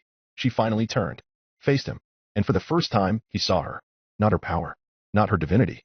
Her. Eyes that had witnessed every cycle. Lips that had remained silent through every betrayal. A body formed from containment, not creation. I don't want you to be bound to foolish chaos either. You were not meant to be someone's servant. You were not meant to be a mask, a myth, or a line in someone else's prophecy. Naruto Uzumaki.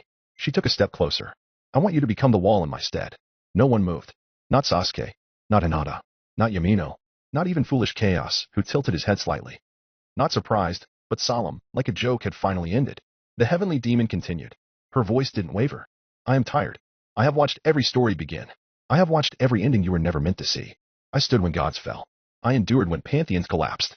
I burned myself into silence so no one else would have to. She looked to Hinata. Your friend. My face.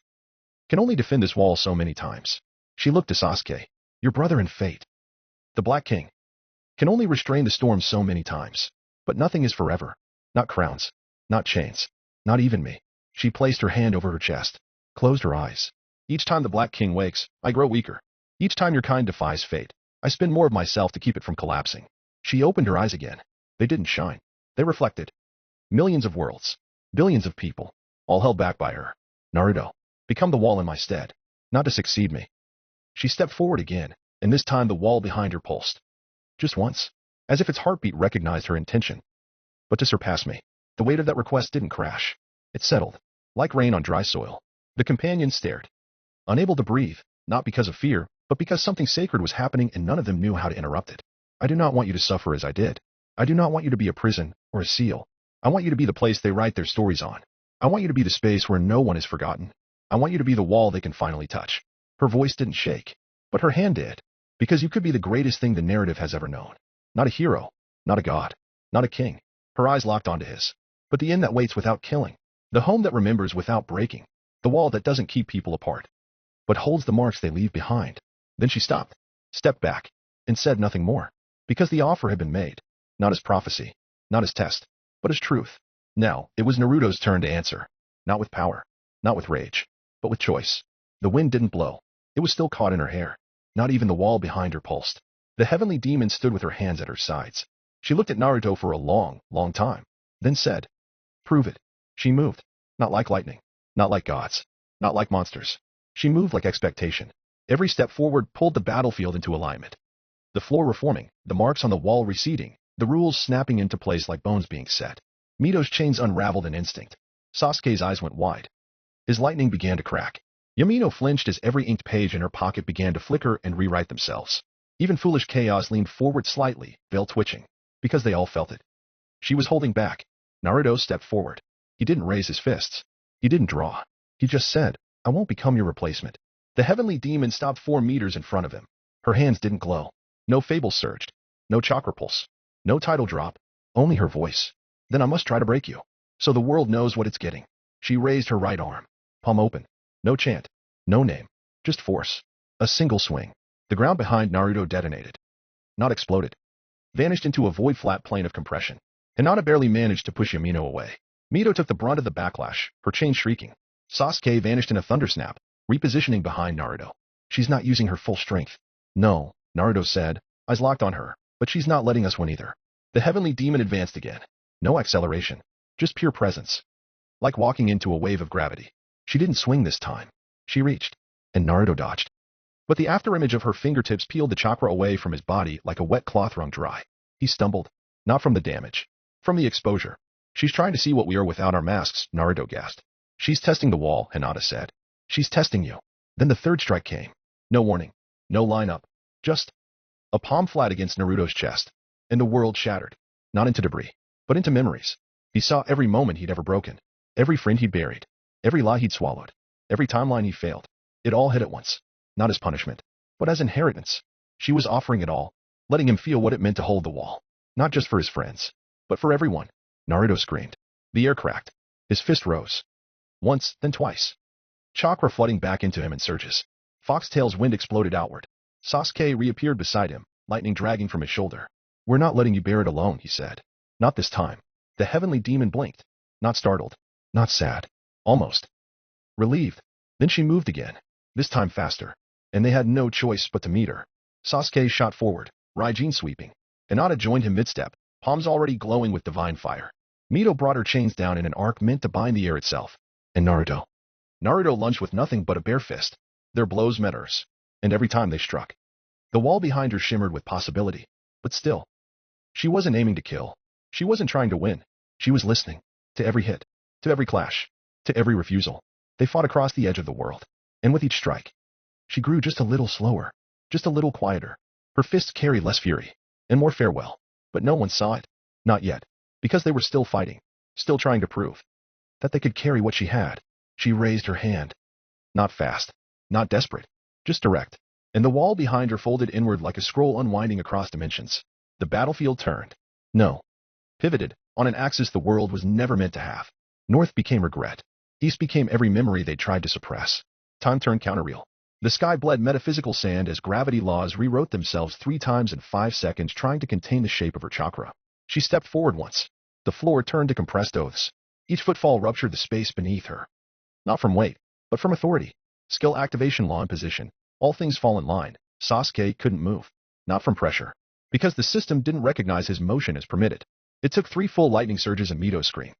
Chains wrapping around his limbs. To forcibly reassert causality. The air bent again. Naruto exhaled. Then coughed blood. Not because she struck him, but because her aura was calibrated to disprove him.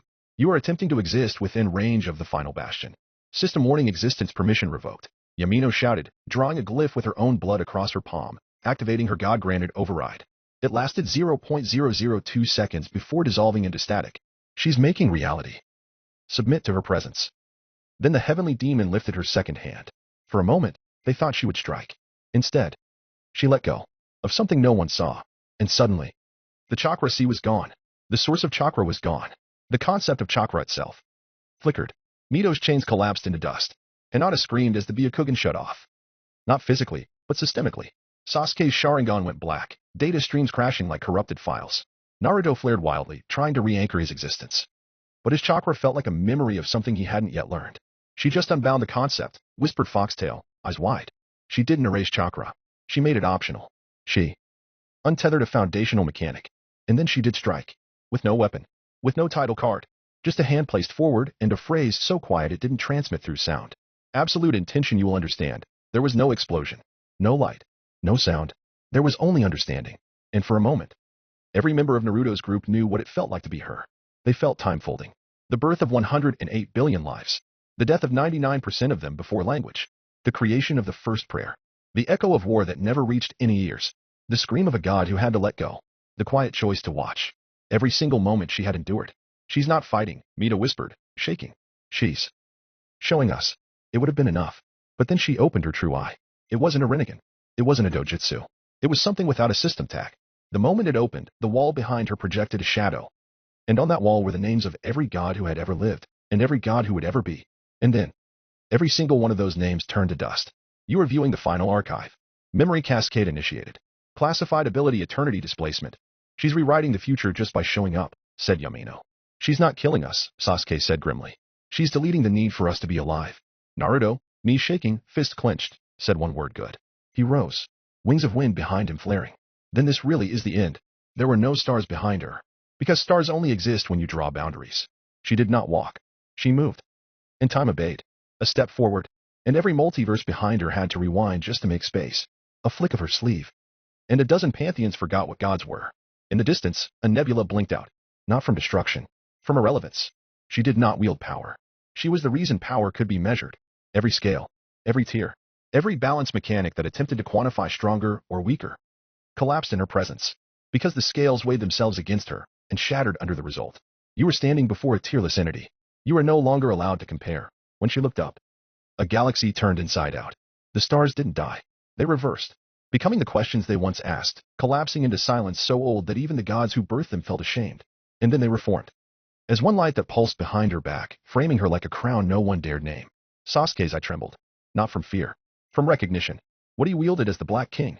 The power to reject divinity, the pressure to hold infinite burden, was a single, frayed thread from her left palm. The thing he spent entire lifetimes mastering.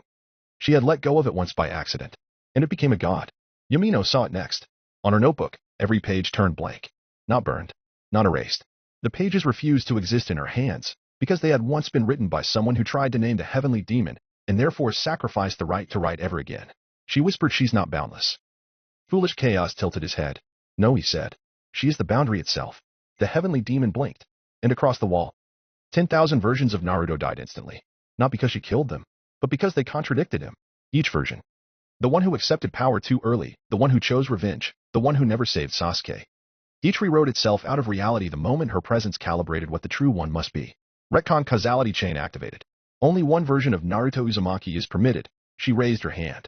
And there was no hand. Because what she moved was the gap between cause and effect. And in doing so, she made decision itself something she owned. Concept free will has been localized. All actions require divine confirmation. Mito screamed as her body stalled. Chains unraveled midair and froze. Because intention was now copyright. Then came her final gesture.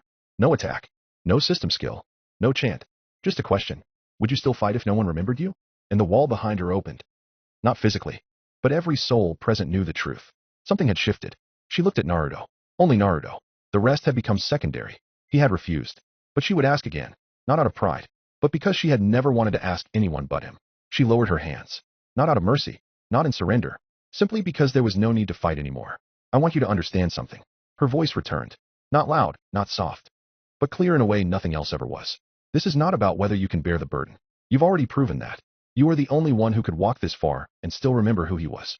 She stepped forward, and for the first time, her presence didn't crush space. It invited it. Naruto Uzumaki, I don't want you to become my face. I don't want you to be bound to foolish chaos. I want you to become the wall in my stead. She looked upward. Her hair fluttered like starlight morning. You see this prison? This seal across the multiverse?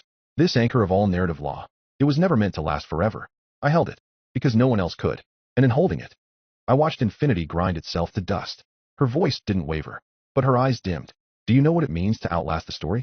To know every variation, every recursion, every loop that ends in fire? I do. Because I had to. She turned her gaze back to him. Hinata is my face. Sasuke bears the consciousness of the Black King. And you are the one who never let go. She took a breath. Not because she needed air, but because this was hard. Even for her. You possess the thing that none of us could create.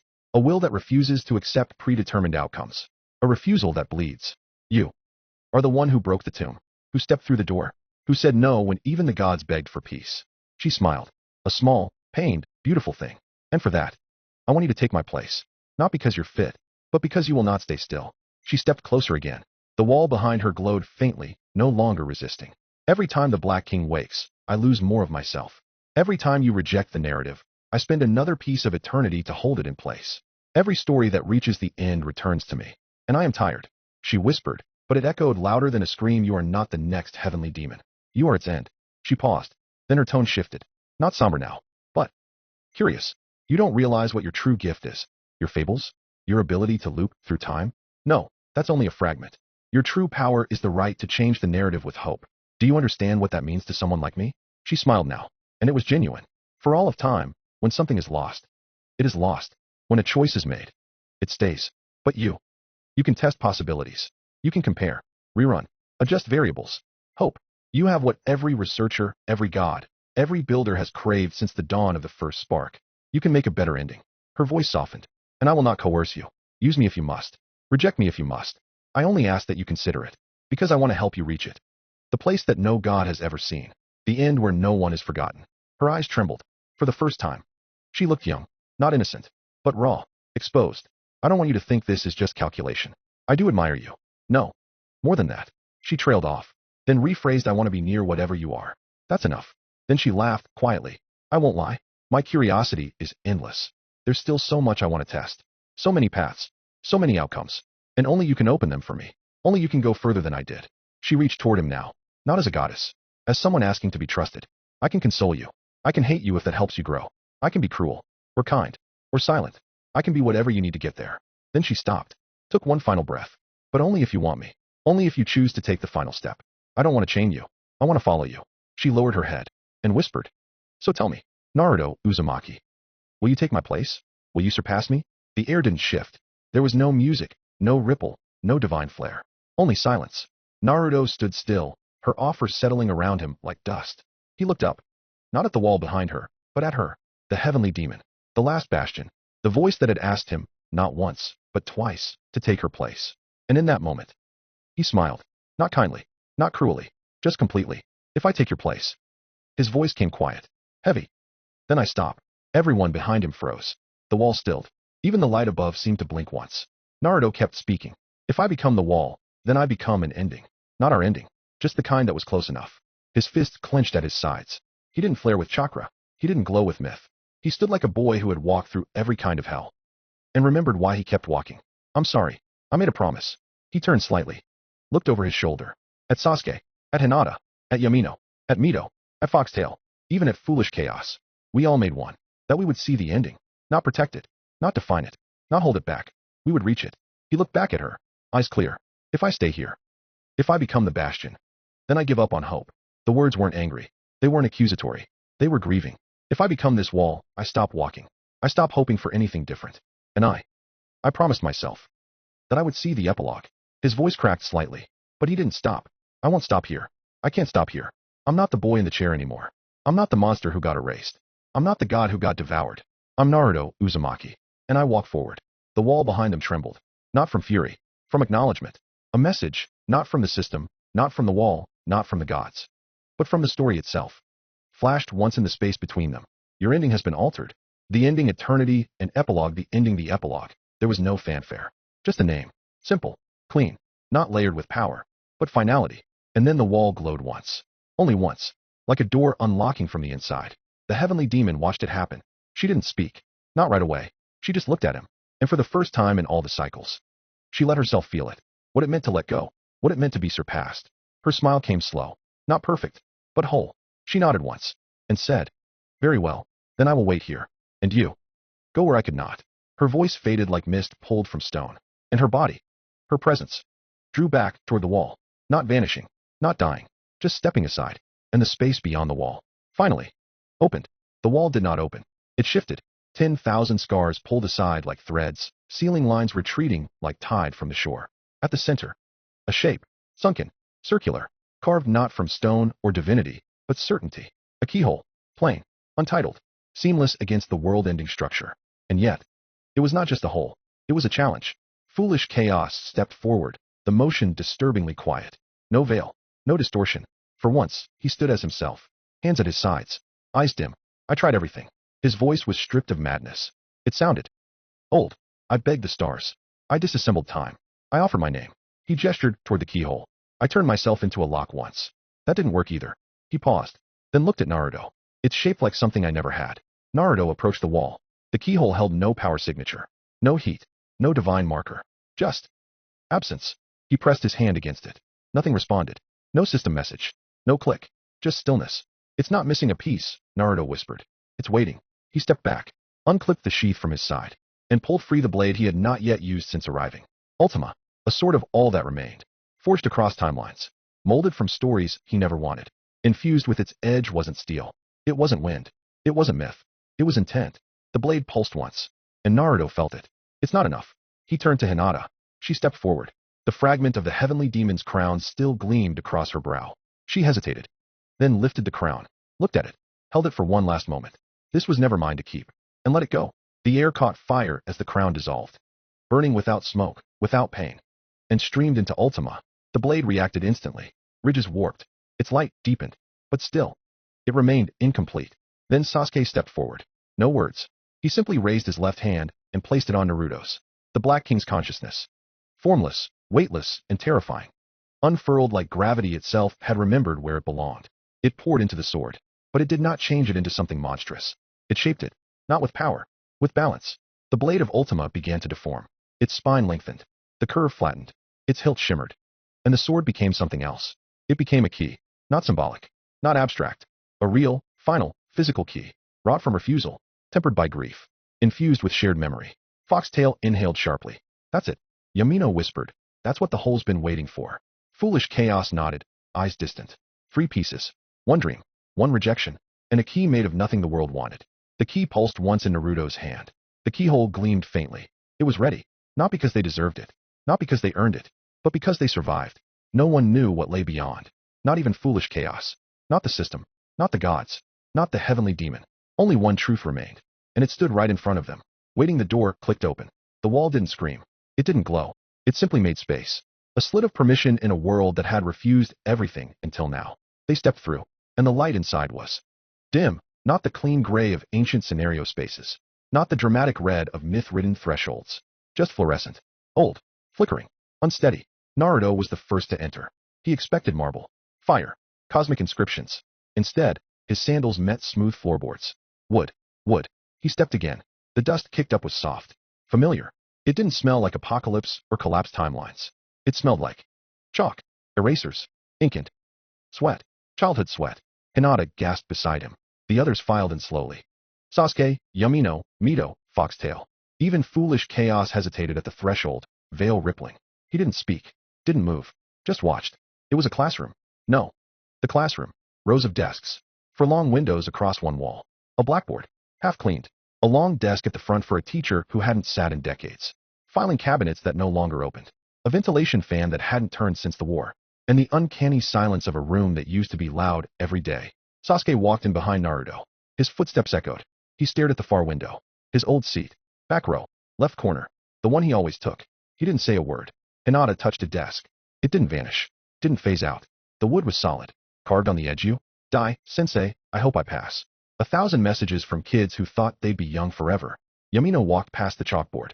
Her fingers brushed its bottom lip. They came away white. She blinked, held up her hand. This is real. Mito turned slowly. She had never been here. But even she looked unsettled. Where are we? This shouldn't be here. Naruto walked forward. Not fast. He didn't trust it. This wasn't a vision. Wasn't a flashback. This was placed. Built to hold something sacred. Or something dangerous. Foxtail's tails were twitching. His eyes narrowed. He patted near the back of the room, then sniffed once. Paused.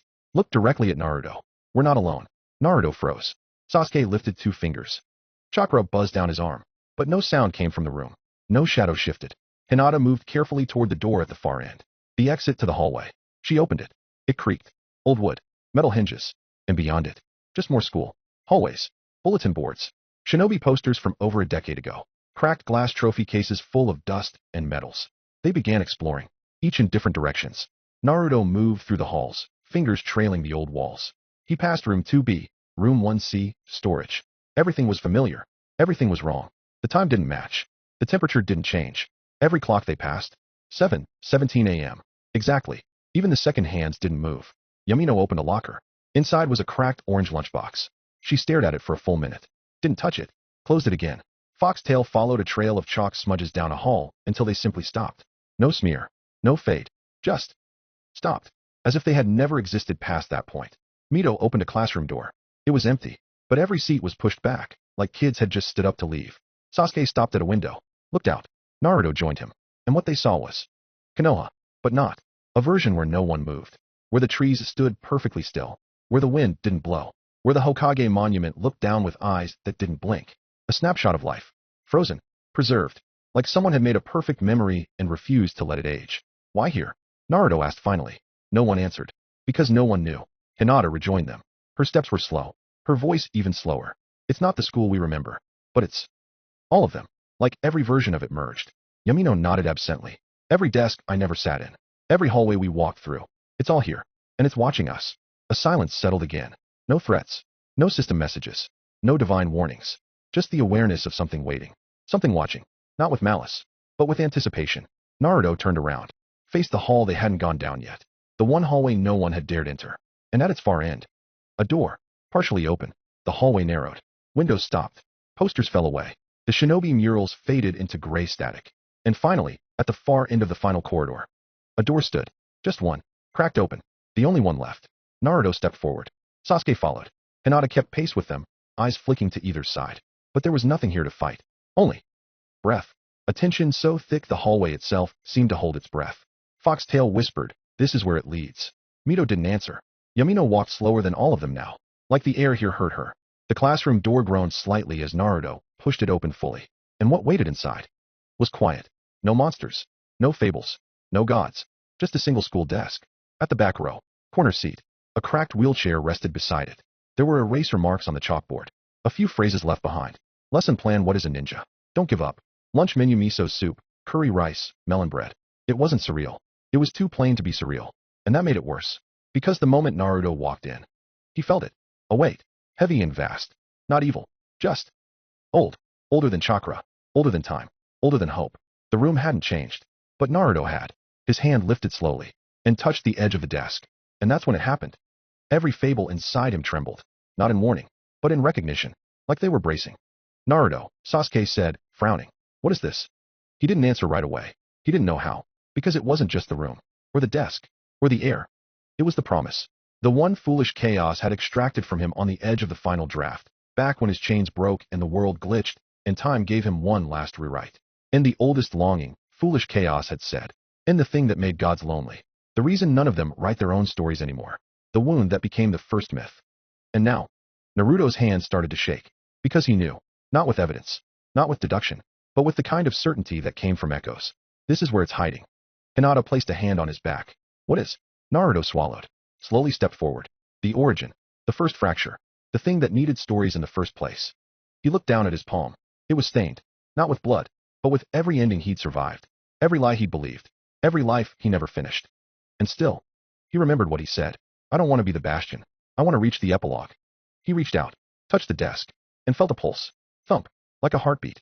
But faint. Very faint. So old it could barely still exist. Sasuke turned sharply, eyes scanning. There's something else here. He was right. Not visible, but present. Like someone too scared to speak, sitting just out of view. Naruto stepped further in. And then he saw it. A notebook. Small. Child-sized. Open to a half-scribbled page. Drawings. Tiny, clumsy ones. A boy with spiky hair holding hands with another boy with dark hair. A girl standing just behind them with long hair and wide eyes. Written in unsteady handwriting, I want to be strong. I can be like Menma. Like Sasuke. I won't cry anymore. The room fell utterly silent. Mito closed her eyes. Foxtail took a step back. Yamino whispered, "Oh no." But Naruto knelt beside the desk, eyes trembling, his hands shaking, and said, very softly, "Are you the one who started all of this?" No answer. Just the sound of wind through still windows. "I promised I'd find you. I didn't know what you'd be. I didn't expect this." He lowered his head, and finally said it. Not to a god. Not to a system. Not to a pantheon. But to whatever was listening. "I came to end you. No hate. No anger. Just truth. Because you were alone too long. Because your dream became everyone else's cage. Because you couldn't stop hurting us. And because..." He clenched his fists. "You don't have to keep hoping anymore." The companions didn't move. Couldn't. Even foolish chaos stood still now, veil fluttering with something suspiciously close to reverence. The light in the classroom dimmed slightly. Not because power failed, but because attention was turning toward them. The world was listening. And something, just past the edge of sight, was finally preparing to speak. The classroom air grew heavier. The lights above buzzed once, then dimmed entirely, and Naruto saw him, sitting alone on the back bench, legs swinging just above the floor. Small, hunched, a pencil in hand, head bowed low over a notebook far too thick for a child. The light fell across his face, and Naruto froze. It was him. Not a reincarnation. Not a clone. Not an alternate timeline. A child, maybe 7 or 8. Dark rings beneath his wide blue eyes. Bruises across his arm, half hidden under a cheap sweatshirt sleeve. He wasn't crying, but his breath caught every few seconds, like he wanted to. He looked like he hadn't spoken to anyone in years. His lips moved, muttering, again and again, Minma, Minma, Minma, as if it was a spell, a life raft, a name strong enough to keep the room from swallowing him whole. Naruto couldn't move. He tried, but his legs didn't answer. Something ancient, deeper than blood, deeper than chakra, deeper than fate itself, was pulling his breath out of his body. He was staring at his own childhood, not one from memory, but from truth, the part he had forgotten. The boy kept writing, or maybe he was just pretending to. The pencil was broken. Naruto stepped closer and saw the notebook's pages, full of diagrams, power charts, story outlines, skills, brackets for cool fight scenes, a full cast list. On the cover, the tale of the utterly gutsy shinobi. He reached out, stopped, because something had changed. The air stiffened, reality juddered like a video out of sync, and a window popped into existence behind his eyes. The most ancient longing has recognized your presence. Verifying narrative overlap. Warning, your identity has been deemed extraneous. You are not authorized to engage. His throat went dry. The weight of thousands of fables pressed inward. The wind inside him scattered. He almost fell to his knees. Not from damage. From understanding. No. No way. But the deeper truth was already reaching for him, and it whispered in his chest. This is it. This is the origin. This is who started everything. The child began to rock slightly. Still not looking at Naruto. Still scribbling. Still muttering. Minma. Minma's not scared. Minma never cries. Minma's not a monster. Minma's not Naruto. The pencil scratched nonsense into the page. Naruto blinked. Something stung behind his eyes. And he remembered. The way the world bent for him. The way chakra always answered. The way fables lined up so perfectly. How the odds bent around his survival again and again. Every god. Every blade. Every name. Of course. His voice cracked. He looked down at the boy, who still hadn't noticed him, who couldn't notice him, and finally said it out loud. Of course it's you. Of course you're the most ancient longing. He could barely breathe. You made it all up. Because you were alone. The child's body trembled. He was whispering faster now. I'm Minma. I'm not weak. Minma gets to live. Minma has friends. Minma's parents didn't die. Minma is special. Naruto couldn't step closer. The room wouldn't let him. It wasn't a barrier. It was rejection. A complete and total narrative denial. The most ancient longing is rejecting your identity. You cannot exist in this scene. You are not real. His knees buckled. Sasuke caught him. But even Sasuke looked shaken. Everyone else stood frozen in place. Hinata was whispering prayers. Yamino didn't blink once. Foxtail had backed to the door, like he might vomit. And the child continued, as if none of them existed. As if he couldn't bear to see them. Minma is loved. Minma is strong. Minma is enough. Minma is real. Naruto whispered. You didn't want to become a god. You just wanted to be remembered. His hands trembled. So you wrote us. All of us. The pages of the notebook fluttered from an unseen wind. One sheet tore free. On its corner a sketch. A messy, childlike scribble of a smiling blonde boy flanked by a tall raven-haired figure and a girl with pale eyes. A world where nothing bad ever happened. A lie so powerful it birthed infinity.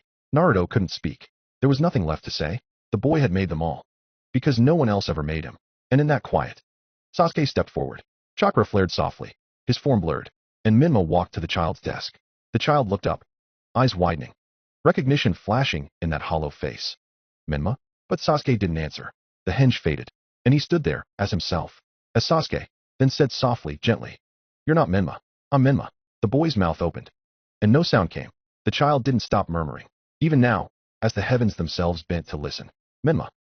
Minma doesn't cry. Minma is strong. Minma is real. Naruto hadn't moved. Couldn't move. The weight of what he'd just seen. The helpless, small version of himself clinging to a name from a children's book. Was still settling inside his chest like a knife that had forgotten to cut. He didn't breathe. He didn't blink. His friends were speaking to him, but the sounds were muffled, like they were underwater. He's me. His voice was almost inaudible. He's really me.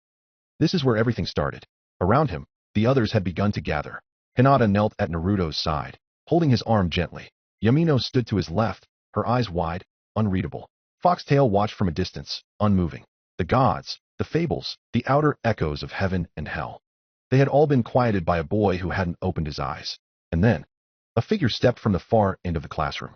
Confident, calm, familiar. Minma. The voice was gentle, not too loud, not too soft, not demanding, not questioning. Simply there. The boy froze. His pencil slipped from his hand. His head slowly turned. And he saw Minma, standing in the flesh. Perfect, confident, tall. The boy gasped. He tried to speak, but the words failed him. His mouth trembled open, only to vanish into a soundless breath. His body trembled. He reached out. But then, Sasuke's hand came up, and with a pulse of wind, the transformation dissolved. Black hair, Sharingan eyes, the cloak of storms. Sasuke stood where Minma had been. "You're not me," he said quietly. The boy flinched, and his face began to crumple. Sasuke stepped forward. "And you don't need to be." The boy blinked hard, his eyes glossed with panic. His mouth moved, but no sound came. He looked at the others behind Sasuke. Naruto, still frozen. Hinata, softly holding Naruto's hand. Yamino, watching in quiet awe. Foxtail, his breath held tight in his chest. Azura, Inari, Kindred, dozens more behind them. All quiet, all still, all looking at Naruto. Not in fear, not in confusion, but in grief, in love. Sasuke slowly knelt. "You thought you had to become Minma to survive. But look at what Naruto became." He turned, gesturing toward the boy's older self. Naruto, trembling, eyes glassy, mouth slack in stunned awe. Look at all the people who love him. Not because he was strong, not because he was perfect, but because he gave them hope. The boy's breath caught. His gaze darted from face to face. And when he saw Hinata, something broke in him. She smiled softly. "You were always enough." He looked at Yamino, at Kurama, at Sasuke, at Naruto, and Naruto finally whispered, "I never wanted to be a god." He looked at the boy. "I just wanted to be loved." The words struck deeper than any sword. The boy's small hand slowly dropped to his lap. His face collapsed in on itself. He didn't cry. He sobbed. Shuddering, uncontainable cries ripped out of him like his body had waited years for this moment. And then, a breath of black wind stirred the edges of the room. From the far corner, Foolish Chaos watched. The smirk was gone. No mask. No posturing. Only an old, tired god, staring at the boy with something like regret. "You did it, Naruto." His voice was heavy. "I promised you a final moment if you reached the wall. And that, when you opened the door, you'd end the most ancient longing." He stepped forward. The shadows peeled off his shoulders like old skin. "But this..." He looked at the child. "This was never supposed to be your burden." He reached into his coat and pulled out a scroll. With one gesture, it unraveled and caught fire. "The contract is void. You are free." Naruto's eyes went wide. "Why? Why would you let it go?" Foolish Chaos shrugged. "Because he's just a boy. Because we're all just holding on to hope from him." The child looked up at Foolish Chaos. And for the first time, there was no fear in his eyes. Only wonder. And Naruto finally stood. His steps were weak, but they carried weight. He walked to the boy, kneeling slowly, and reached out. Not to strike, not to command, but to hug. The boy didn't move for a moment. Then, he collapsed into Naruto's arms, clutching at his back like he might disappear. Naruto held him tighter. "You don't have to pretend anymore. You're already strong." And across the infinite reaches of every story, for one moment, hope was born again. The door creaked open with the softest groan. There was no glowing light, no divine orchestra, no final system prompt declaring the ending complete. Only wind, and beyond it, the Konoha they remembered. A quiet street of broken vending machines, cracked pavement, and faded swing sets. Distant birds chirped in the trees. Wind rustled an old flag from the academy roof. For a long time, none of them said anything. They stood there in the empty classroom, watching the door gently swing wider in the breeze. The last page had turned. The final command had been executed. The dream had ended. And the world waited for them now, as real as they were willing to let it be. Yamino took Naruto's hand, softly. Her fingers trembled. Sasuke looked out first, shielding his eyes from the sudden change in light. Then he gave a quiet scoff, as if surprised Konoha still looked the same. Hinata wiped her cheeks, standing next to Naruto now, no words left to say. She'd given them all. There was no ceremony, no system announcement, just a simple path leading down the academy steps. Naruto turned slowly, scanning their faces. Yamino, Hinata, Sasuke, Kurama, Foxtail. Even Foolish Chaos was here now, leaning silently against the doorframe, as if he'd always known this was how it would end.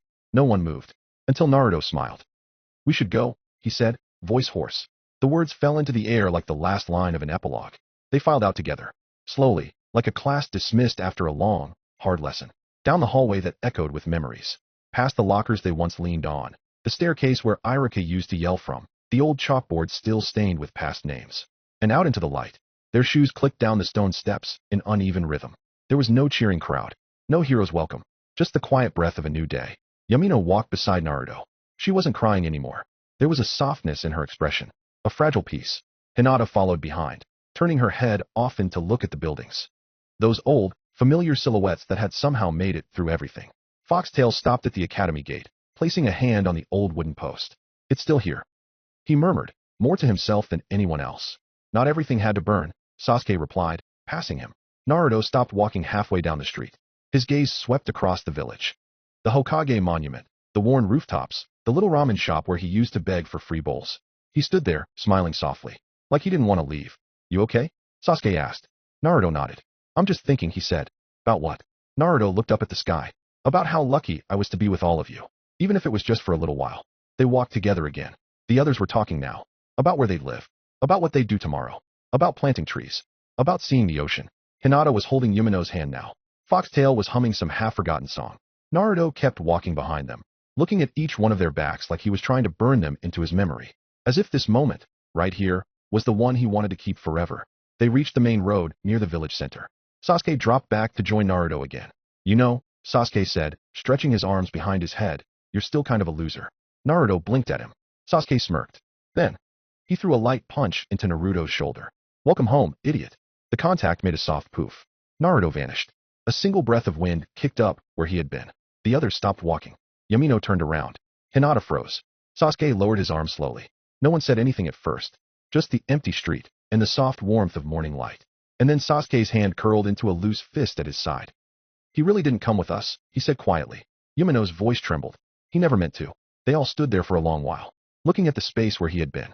The wind passed by again. Not loud, not sorrowful, just a whisper, like someone breathing out the last line of a prayer. And from somewhere deep in the air, they could almost hear his voice, distant and smiling, I can't wait to see what you do next. And the wind carried them forward. Without him, but never without his hope. The wind faded. The laughter of his friends echoed faintly down the hallway, trailing off into silence. Naruto Uzumaki remained seated in the classroom. Still, the chalk dust had settled. The final bell had long since rung. Outside, the sky did not move. Not yet. He stared at the empty desk across from him. His own, once. The scratched wood. The corner etched with Menma. A lie he told himself long before he had the strength to say his real name aloud. The air was still full of ghosts. Voices. The end of every scenario, bleeding into this final space. He exhaled. You have cleared the final scenario. The narrative system is offline. The world is stalled. There is no dreamer. His eyes flicked to the front of the classroom. The blackboard was covered in half-erased chalk, its message barely legible, never forget where you came from. He didn't need to, because he had never left. And then, the wind shifted. He heard no footsteps. The lights did not flicker, but she was there, the heavenly demon. She stood where Irika-sensei once did. Framed by the broken green board, arms behind her back like a teacher too exhausted to grade the next test. Her hair was a crown of silence. Her robes shimmered like memory, not cloth. There was nothing human in her presence, and yet nothing could feel more familiar. Naruto didn't look up. Not right away. He could feel her gaze on him. The way people watched old photos of people they used to love. He swallowed, his voice hoarse. You knew I'd stay. She didn't answer. She didn't need to. She simply walked past the desks until she stood beside him. You were always going to stay, she said at last. Because you've always been the fool. Naruto chuckled quietly. The ultimate fool, apparently. You have acquired the great fable, the oldest longing. You have retained the myth-class fable, the ultimate fool. You now qualify to inherit the role, most ancient hope. He looked down at his hands. They weren't trembling. For the first time in thousands of cycles, they were steady. I wanted to see them happy. And now they are, she replied. Because of you. He turned to face her. But I'm not done. The heavenly demon smiled. Not with pride. With exhaustion. With something like mourning. You could have become the wall. The observer. I would have given it to you. All of it. I know. You could have been safe. I know that too. She knelt beside him, like a mother meeting a child at eye level. The world doesn't move without a dreamer. This moment, this pause, is the last chance to choose peace. Naruto didn't answer right away. Then he said they gave me everything. He clenched his fist. And I promised them I'd finish it. Your fate, eternity, and epilogue has changed. New fate, eternity. The heavenly demon stood. Very well, she said, and there was a tremor in the world. Naruto closed his eyes and opened them through another's. Skill POV shift has ascended. You can now view the world through all beings' POV. Skill POV shift is active. Target Sasuke. He sat at the edge of a roof, arms crossed, not smiling. But he was waiting, always watching. Target Hinata, her hands cupped a lantern in a dark temple, her eyes full of starlight, her mouth whispering a name she had never forgotten. Target Yamino. She sat on a swing in a world without gods, writing a story in a notebook that would never be published, humming the theme to a show that no longer aired. But she smiled when the wind blew. A window appeared granting her a great fable, tale of the utterly gutsy shinobi, and she started crying. POV shift disabled. He opened his eyes. Still in the classroom. Still at the edge of the dream. I'll carry it, he said to the air. Their stories. My mistakes. The longing.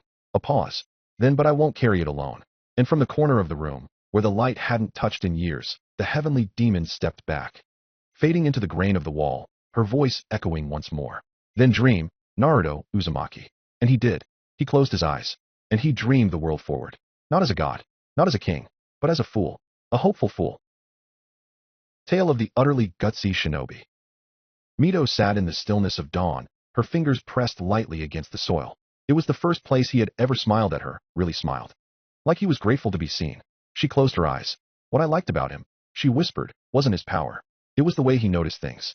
The way he noticed when the wind changed. When someone was lonely. When someone needed to be brave. And now, this world. This world he left behind. It noticed, too. The trees grew where they were needed. The rain fell when forgiveness was due. The wind always carried someone forward. That was enough, she thought. Hinata stood at the riverbank, watching the flow.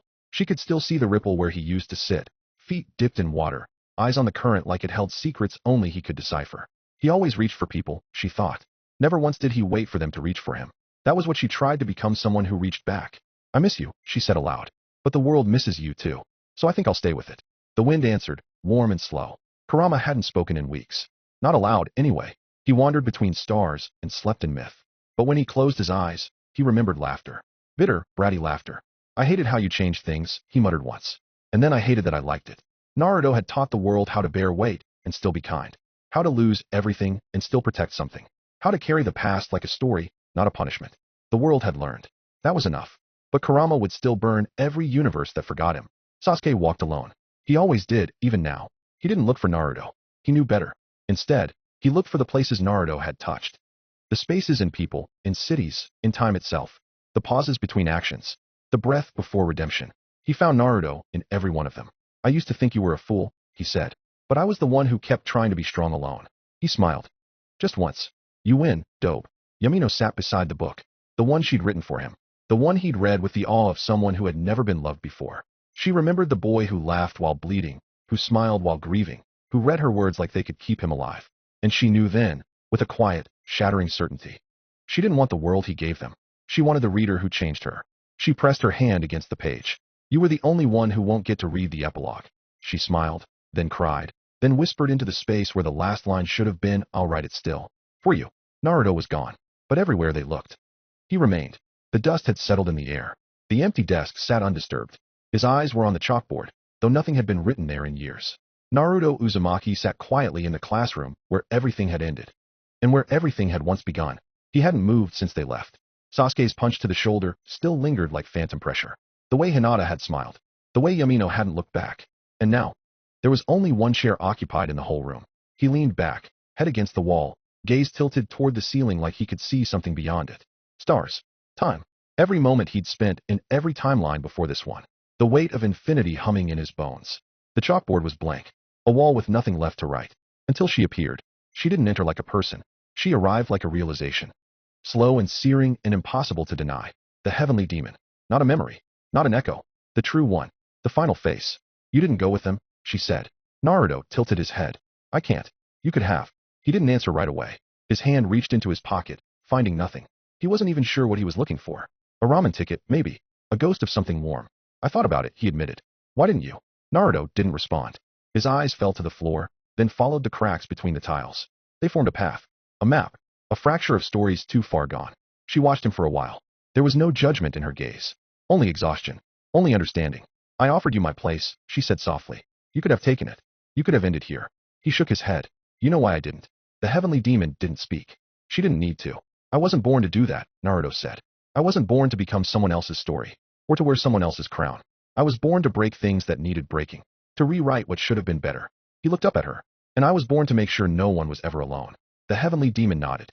And so you've become the last one. Yeah, Naruto exhaled. I guess I did. She walked closer. The light shifted with her steps. The air grew heavier and more distant, like the world around them had paused just to listen. She stared at him. Truly stared. And Naruto could feel it. Like she saw every version of him that had ever existed. The little boy who cried for attention and got none. The man who fell in love with everyone and expected to die alone. The fool who dared to hope, again and again, no matter what it cost. You understand now, she said, what this place really is. Naruto nodded. It's not a throne. It's not a punishment. It's not even a reward. It's the wall, she whispered. The wall, he echoed. The last wall. The one no one else could bear. They were quiet for a long time. Then Naruto asked the question he hadn't dared to until now. Do you think they'll remember me? The heavenly demon didn't lie. No, Naruto flinched. But they'll remember how you made them feel. And sometimes, that's stronger than memory. He let out a shaky breath. That's enough. The heavenly demon took a step back. The air shifted again. Her presence began to fade. You carry the oldest longing now. I know. You've become the only reader left. Naruto glanced at the chalkboard again. Still blank. No titles. No chapters. Just silence. Do I get to write anything? He asked. The heavenly demon's smile was the saddest thing in all of creation. You already did. Her voice was almost gone now. A breeze more than a sound. I was proud to lose to you. She vanished. And Naruto was alone again. But not really. Because he could still hear them. Not their voices, not their words. But the silence they left behind. He pressed his hand to the chalkboard.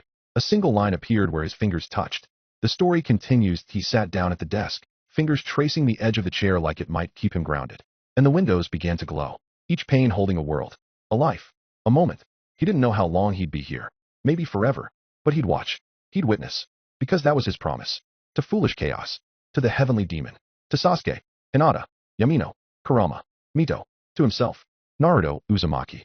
The ultimate fool. Sat in the classroom at the end of the world. And began to read. The desk was cold against his forearms. Naruto didn't notice. The windows pulsed faintly now. Each pane like a heartbeat. Steady and soft. Worlds blooming.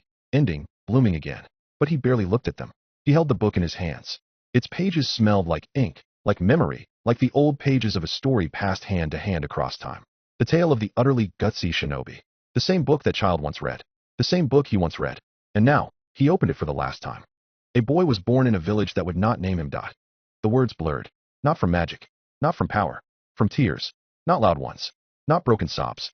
Just silent surrender. He was still in the classroom. But the second he began to read, everything else. The windows, the light, the stars. Began to drift away, like smoke from a candle finally dying. Hope, he'd once believed, was something invincible.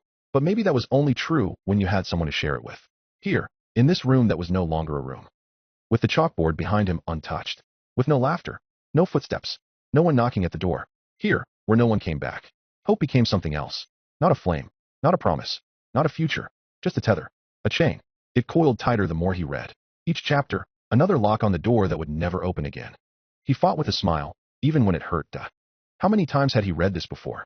How many versions of himself had held these pages? The boy who wanted to be acknowledged. The boy who thought ramen could fix anything. The man who destroyed the system. The god who walked out of stories. The shadow clone who never stopped laughing. He'd been all of them, and none of them. What was left? Only the reader. Only the one who remained. He turned another page. The classroom grew dimmer. The windows dimmed. One by one. Not gone. Just fading. He was forgetting what sunlight looked like. What Hinata's voice sounded like. The way Sasuke's presence was always heavier than it should have been. The smirk that Yamino tried to hide. Mito's steady fire. Kurama's breath, ever behind him. And still he read. He believed in his friends. Maybe he was never meant to go with them. Maybe that's what it meant to love a story.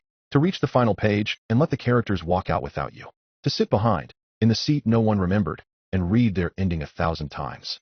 Not because you had to, but because you wanted to. Because you couldn't bear to forget. Because you couldn't afford to. Maybe that was what eternal hope really meant. Not an end, but a refusal to move on. He read another line. Another. Another. And when the end came, he was still smiling. The book fell from his hands. Naruto closed his eyes. He wasn't breathing heavily. He wasn't glowing. There was no fanfare. No last stand. Just a boy, slouched slightly in his desk, his hand still open, palm up like he might reach for someone's hand who wasn't there. The classroom was silent. Not dead, but still. And in that silence, only one thing remained alive. The story.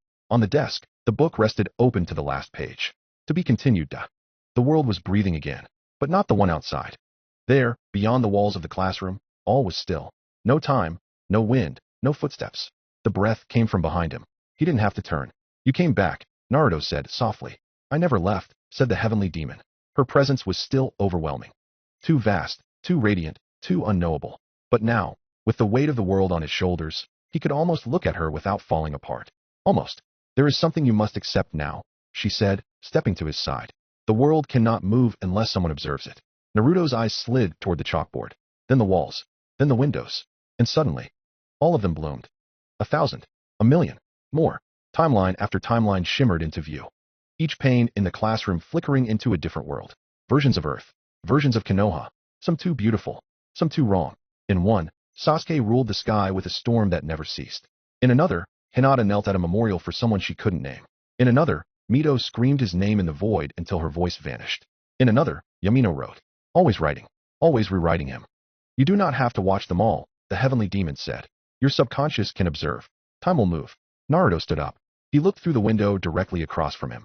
Into the current timeline. The one where they were still alive. Still walking. Still laughing, crying, moving forward without him. And he smiled. It was soft. Fragile. But real. I'm okay with it, he said. The moving on.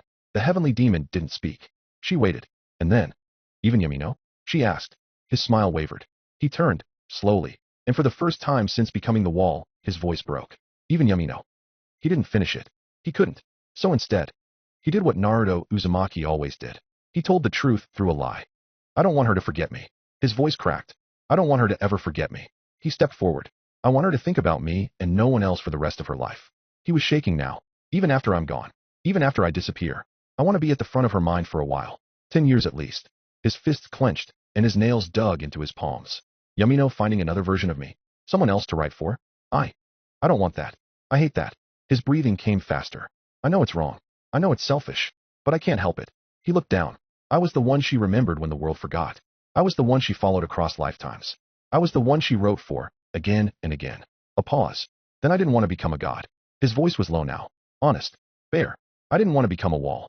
I just wanted someone to remember me. Even if the story ended. Even if I did. He looked back at the window. The current world lines still glowing with their happiness. I gave them everything, he whispered. And I'll give more, if it means they keep smiling. He turned to the heavenly demon. But don't ask me to let go of her. Not now. Not yet. Silence. And then, the heavenly demon, for the first time, smiled. She didn't speak. She didn't need to. And outside, time began to turn once more. The world had aged. Not in years, but in quiet. The skies of the alternate Earth were full of silver clouds, and Tokyo no longer remembered fire. Buildings stood, clean and shining with rain, but empty of the noise that had once made them cities. There were trains, but few passengers. Parks, but no laughter. The streets were lit. The signs still flickered with their colors. But they felt like echoes from someone else's dream. Yamino walked beneath those signs, her hood pulled low over her eyes. She had stopped writing years ago, had stopped speaking aloud when there was no one to hear it. But grief does not need an audience. It only needs time. And she had plenty of that. The last time she saw Naruto, he hadn't even been him. He was a shadow clone, grinning that boyish grin. A flicker of mischief, then gone in smoke before Sasuke's hand even landed on his shoulder. She didn't cry then. She had cried later. Quietly. Alone. When the war ended. And the skies had no more gods to scream against. When the last fable was written, and she realized he would not return for the epilogue. So she settled here, in this earth that was not hers, but reminded her enough of home to pretend. The ramen shops. The subway lines. The bookstores. She rebuilt the house Naruto always said he'd live in someday. A big one. Tall enough to hold every star in the sky. Warm enough to fit all their friends. But the house stayed empty. Because he was never in it. Because he was too stubborn. Because he gave them the ending they deserved, but not the one she needed. Far across the stars, on the original world they had all once fought to protect, time had gone on. Quietly. Carefully. Hinata stayed by the Senju shrines. She'd light the paper lamps and write prayers in Naruto's name, even if she no longer believed in gods. And Sasuke. Sasuke returned to the Uchiha ruins. He cleaned the old stones and taught his daughter everything he remembered. But the burden of the Black King was not something a human could carry forever. On the morning of her 16th birthday, he hugged her once. He looked at the sky, and he said, "When you're strong enough to look at the world without blinking, wake me." Then he closed his eyes, and the world grew a little quieter again. 10 years passed. In the void that dreams float through, Sasuke slept. But sleep, for him, had never been peace. The Black King did not die. It remembered. And one day, it showed him a world. Tiny, obscure, unremarkable. But there, on a cracked cliff overlooking a glowing ocean, stood a boy, blonde hair, orange hoodie, looking up at the sky with a familiar grin. A Naruto. Sasuke didn't wake up immediately. He simply watched. Then it happened again. And again. Another world. Another Naruto. The same smile. The same flicker of fable. These weren't random. They were clones. But not like before. Not tricks for battle or stall tactics. These clones lingered. They remembered. They lived. Sasuke's eyes opened. Black bled into red. And for the first time in a decade, the vessel of the Black King stirred. On Earth, beneath a quiet moon, a mailbox opened. The letter inside was not written in ink. It was written in memory. In grief. In chakra. Yamino opened it with trembling fingers. It read, "I saw him. Not once, but many times. They're all him. Something's wrong. Meet me. We have to find him." She didn't hesitate. She didn't pack. She only walked to the empty house Naruto never came home to, and locked the door behind her. A whisper left her lips. "Hold on." just a little longer. The sky shimmered, and the hunt for the truth began. The journey took longer than either of them expected. Even with Yumino's compass forged from the heavenly demon's finger, and Sasuke's vessel stabilized by fragments of the Black King's root world, the currents of unreconciled narrative made the distance unpredictable. Time folded, languages warped. In some worlds, they walked barefoot through violet oceans. In others, the sun never rose. They passed a world filled with forgotten clones who didn't know they were echoes. A dying moon that still hummed with Foxtail's influence. A tower inscribed with the name Minma, in a language no living person remembered. And then, finally, they arrived. The planet had no name, but the air was soft, the wind warm. It smelled faintly like ramen. There was a village near the edge of a small river. One bridge, a few dozen homes, fields that shimmered with barley and rice. It wasn't like Konoha. It wasn't like anywhere either of them had ever lived. But the feeling was familiar. The quiet, the warmth, hope, unguarded and fragile. Children were playing near the water as Sasuke and Yamino stepped down the hill. No chakra here, no aura of divine presence. Just the creak of sandals on packed dirt and the fluttering of birds in the trees. And then they saw him. He was seated on the porch of a wooden house. Plain, old, leaning slightly to the right. His feet didn't reach the floor yet. He was hugging a book to his chest. And his face. Sasuke froze. Yumino's fingers stopped tightening the strap of her bag. Her breathing hitched once, then vanished into silence. Blonde hair, blue eyes, whisker marks, the exact same ones. He couldn't have been older than 10. He looked up at them, startled. His hand moved instinctively to hide the book, as if he were being caught doing something private. His gaze lingered on Sasuke for a moment too long, then shifted, slowly, to Yamino, and stayed there. Neither of them spoke. They just stood there, watching this child who should not exist, this impossible mirror of a person who was gone. Sasuke's voice was lower than the wind. Yamino, I see him. What do we do? She didn't answer right away. The boy tilted his head slightly, confused, uncertain whether to wave or run. The longer she stared, the more her legs trembled. And finally, she said, we talked to him. They approached slowly, not as gods or survivors, not as avatars or ghosts, but as people who had once loved Naruto Uzumaki and buried him in silence. The child clutched his book tighter. It was old, tattered, well-read. And on the front cover, barely legible now, were the words Tale of the Utterly Gutsy Shinobi. Sasuke sat beside him without a word. Yamino knelt. Hey, she whispered. The boy stared at her, eyes wide. Do I know you? She shook her head. No, she said. But we know someone who looks just like you. He blinked, confused, then looked down at his hands. You mean the old man? Yamino's heart nearly stopped. What old man? The boy hesitated. He's gone now, I think. But sometimes when I sleep, I see him. Her breath caught. Sasuke's fingers curled into a fist. What does he look like? The boy scratched his cheek. Like me, but taller. Kinda sad. He had this coat. Long white. And what does he say? The boy's voice dropped into something half whisper, half rehearsal. He says, don't forget who you are, and even if the story ends, keep living. He looked at them both, unsure. Did I do something wrong? Yamino shook her head too fast. No, you didn't. She reached forward, slowly, brushing a thumb beneath one of his eyes, just to see if the marks were real. They were. Sasuke closed his eyes. This is real. Yeah, Yamino said. It's him. And the boy blinked. My name's Naru. The syllable hit them like thunder. Is that short for something? Sasuke asked, his voice quiet. The boy looked embarrassed. I don't know. I just woke up one day, and that's what the lady called me. What lady? Yamino asked. He shrugged. I think she was a traveler. She gave me this. He held out the book. Yamino took it with shaking hands. Inside the first page, written in careful ink to the next one. Don't forget our hope. Below it, a name. Wyman. Yamino laughed. She laughed and cried. And the sound wasn't clean or noble, just raw and real. Sasuke stood. He looked up at the sky. More of them will appear, he said. We're not done yet. Yamino wiped her face, still clutching the book. Then let's start here. Naruto was gone. But in this world, on this quiet planet with its one bridge and barley fields, hope had taken root. Sasuke stood in the soft golden light of the porch, watching the boy with the same face. The same eyes. The same laugh, even if he hadn't heard it yet. The same way he curled his legs beneath him when he got too focused on a page. The sun hung low over the rice fields, coloring everything amber and quiet. The boy, Naru, he called himself, sat beside Yamino now, flipping through the book as if he'd never stopped reading it. The tale of the utterly gutsy shinobi. The one she wrote for him. He was still reading it. Still underlining lines in it. Still believing it mattered. Yamino was quiet. She had been for a while now. Her fingers were brushing over the cover like it was a memory she could smooth out. Sasuke looked at her. Not as the Black King. Not as the strategist who dismantled timelines. Not even as the man who had once stood beside Naruto Uzumaki, last of the disasters. Just as someone who had been alone too long. Couldn't this Naruto be enough for you? She looked up. Not surprised. Not defensive. Just slow. He's even reading your story again. Sasuke added. Yamino didn't answer right away. She just looked at the boy.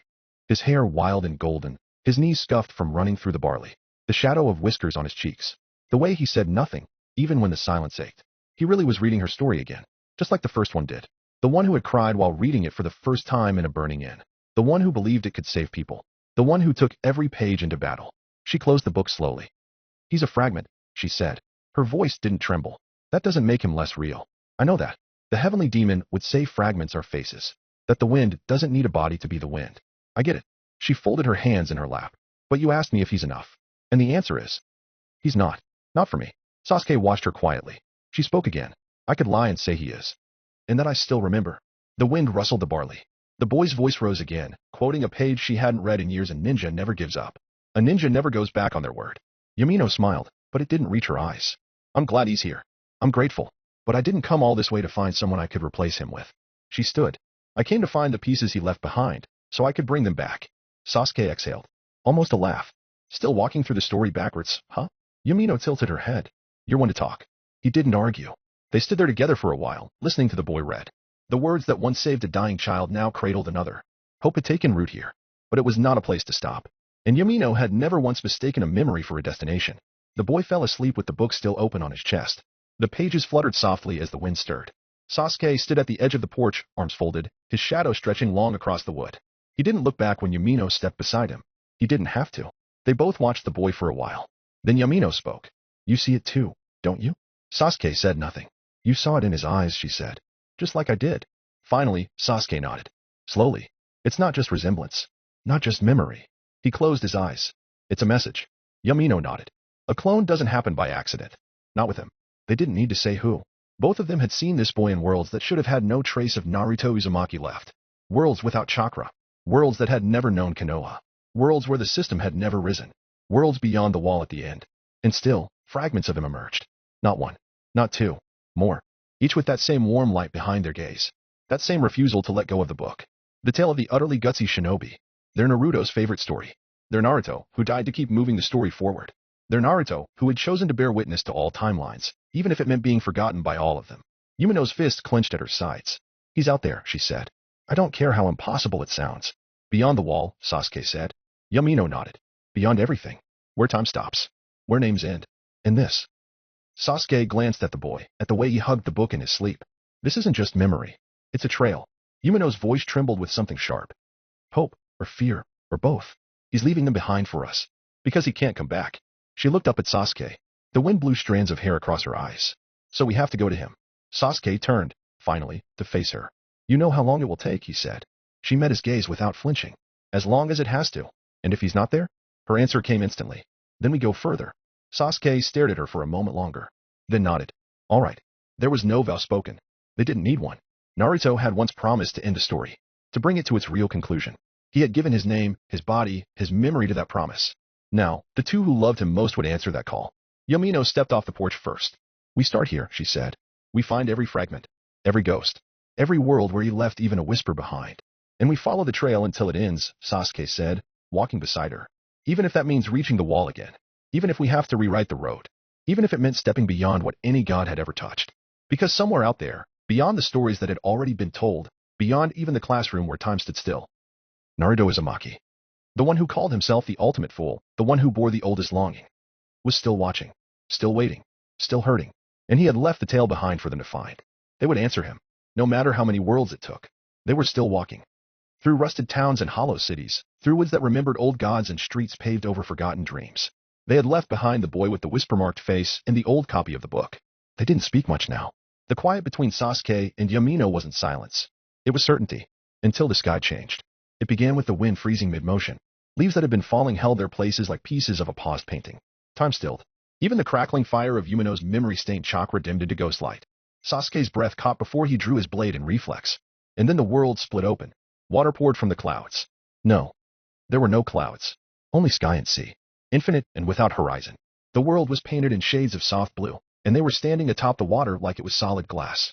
Their reflection shimmered beneath them, caught in an ocean that should not have existed. Sasuke narrowed his eyes. He remembered this place. Not from life. From something older than memory. And then, he was there. Standing before them. A man with Naruto's wild, sunshot eyes and Sasuke's sharp cheekbones. Hair the color of skyfire. The same cloak from before, windless, moving like a ripple in space. Shirjima. Yamino blinked. Who? But Sasuke raised a hand to silence her. His voice came slow, cautious. We've met. Shirjima smiled. It was a kind expression. Patient. Timeless. I've been waiting for you, he said. I was wondering which of you would come first. He turned his gaze to Yamino. You've grown, he said. All of you have. It's strange, watching stories branch. Beautiful, too. Neither spoke. Because they both knew what came next mattered more than understanding what had already passed. Shirjima tilted his head toward the air as if listening to the water itself. You can't reach the end from this timeline, he said gently. Not like this. Sasuke's mouth was a thin line. We've seen the pieces. The key fragments. They exist in this world. Shirjima nodded. They do. But they do not belong to you. What? Yamino stepped forward, frowning. Naruto. Left them, Shirjima agreed. Yes. He left many things. But this world line was not meant to converge at the ending. The key fragments here are echoes. They'll guide others, not you. The water rippled beneath their feet. So we've come all this way for nothing? Sasuke growled. Then why let us find him? Why show us the clone? Shirjima looked directly at him. Because you needed to remember why you started. Yamino stared. Then what are we supposed to do? Shirjima closed his eyes. Then opened them. Both the whirl of the Rinnegan and the Mangekyo burned in his gaze, superimposed atop the turquoise flame of the sea. There is a timeline, he said. One where the fragments you seek exist in full. You can reach it, but not from here. He extended his hand. The sea opened in the distance like a scroll unrolling. Go back, he said. Regress. Sasuke's eyes narrowed. You're offering us. Regression? Yamino's lips parted. Only the system could give a regression stigma. Shijima's smile was sad now. I do not need the system. He held up his palm. On it, a seal blazed. The mark of regression, stylized differently than any they had seen before. I gave him this, he said. A long time ago. I gave Naruto Uzumaki the right to try again. To try one last time. He never knew where it came from. But I did it because someone had to. Someone had to believe in the fool. Sasuke looked away. The name made something twist behind his ribs. Why are you helping us? Shirjima looked past them. Toward something neither could see. Because I wanted to reach the end, too. Yamino stared at the water. You said we need to regress. Where to? A world line where the fragments still sleep. Shirjima lowered his hand. But be warned, it is not a kind world. It will not remember Naruto. That froze them both. Yamino felt something snap inside her. No Naruto? Shirjima nodded. He was never born in that timeline. That's why the key survived. Sasuke's jaw clenched. So we'll go through hell. And the one we're trying to save won't even be there. He'll be watching, Shirjima said softly. But you won't see him. Yamino turned toward Sasuke. We have to do it. His gaze met hers. He didn't argue. Shirjima raised his hand again. The sea surged upward, forming a gate. A mirror with no reflection, only the shimmer of other worlds. Go, he said. Find the fragments. The key will lead you back to the wall. Yamino stepped forward. So did Sasuke. But before they passed through, Shirjima spoke once more. When you find the final key, I'll be waiting. Then they were gone. The gate collapsed into light. And Shirjima stood alone on the surface of that endless water, eyes closed, whispering to a wind that couldn't carry his voice. Don't stop watching, Naruto. Don't stop hoping. I opened my eyes to the metallic clunk of the train coursing through a place no rail should exist. The carriage swayed gently, almost as if it were breathing. It's okay to sl ipimori. In ar yudo, I've slept enough. My voice felt like it belonged to someone else. Lighter. Younger. I stretched out my arms. Both intact now. The one I had sacrificed for Sasuke's recursion had grown back slowly, like it remembered it had more stories to hold. My legs dangled off the classroom seat like a child's, and for a moment, I caught my reflection on the window. A little thinner. A little smaller. Like something had been left behind again. Most of the power I spent watching the earliest branch of this narrative, the so-called 0th turn, had returned to me. But something else lingered now, something deep. The hum of thousands of worlds, vibrating through my bones. I looked up. The displays above flickered between world lines like silent windows to endless stories. One paused, and I caught the first turn of my timeline unfolding. Before I was the ultimate fool, before the regression, before the grief. Sasuke would have called it an origin. I still wasn't sure what to call it. Heavenly demon, I said. And if every being is born because someone read them. You think there's someone reading me? A moment passed. Maybe even the heavenly demon didn't know. I leaned back, trying to imagine it. Someone else, somewhere in a different dimension, holding the book of my life in their hands. The thought was strange. Strange and warm. And just a little bit lonely. What would they think of me? I wondered. Was I still worth reading? 1NK. I glanced toward the display streaming my first life again. Paused on the moment I first awakened regression. Shirjima handing me something. Maybe later, I said. I've still got a lot of worlds to watch. It was then the world outside the classroom windows began to slow. The faintest shift in inertia made me rise to my feet and move toward the window. The screens dimmed and vanished, replaced by the full expanse of space. The classroom will be moving over the outskirts of the dream. Outside. No longer the orderly constellation map of the system. This was different. The sky bent in on itself, warping like a tapestry that had been rewoven too many times. Branches of light and darkness twisted into shapes that defied geometry. And in the distance, a tree. Vast. Infinite. Its roots tangled across galaxies. Universes outskirts. Border zone ness of Otherdym Insio, and as the heavenly demon's voice felt smaller here. As if even it knew how far we were from its home. The outside coasted past what looked like a constellation wound around itself, endlessly looping. Then a world of sand shaped like a giant hourglass. Then, something much darker, a stretch of pure void, where light itself seemed afraid to travel. Currently, the classroom is flying past the outskirts of the Tree of Illusion. Currently, the classroom is passing through the dark dimension's time axis, the Tree of Illusion. The name stirred something, a forgotten myth. Something Shirjima once murmured before dissolving. A tree that holds every possible lie ever told, every illusion strong enough to shape reality. This was its domain, and I was just a passenger. Are there really that many universes? I whispered. Multiverse. I one of my New York WRLDVUs in the GR Eater universe. My breath hitched. I pressed my forehead to the window. Beyond the Tree of Illusion, another network sprawl of stars. Curved like a broken ribcage. The dark dimension. A remnant of a dream gone rogue. Not even the multiverse dared to archive its stories. My gaze wandered, searching. There were worlds still burning in regression loops. Worlds with no chakras, but with swords made from thought. Worlds where Obito never turned. Worlds where the moon never rose. Worlds where Naruto Uzumaki had never been born. I stepped back, and I felt it. All of it. Every thread. Every story. I was seeing all timelines at once. The wind of existence tugged gently at my collar. I don't have to watch them all. Right? Coincide OUS 6 Uing not NECSS area. I can just subconsciously observe them. Teach its WHYYOU re here, but I still focused on one. The one I left behind.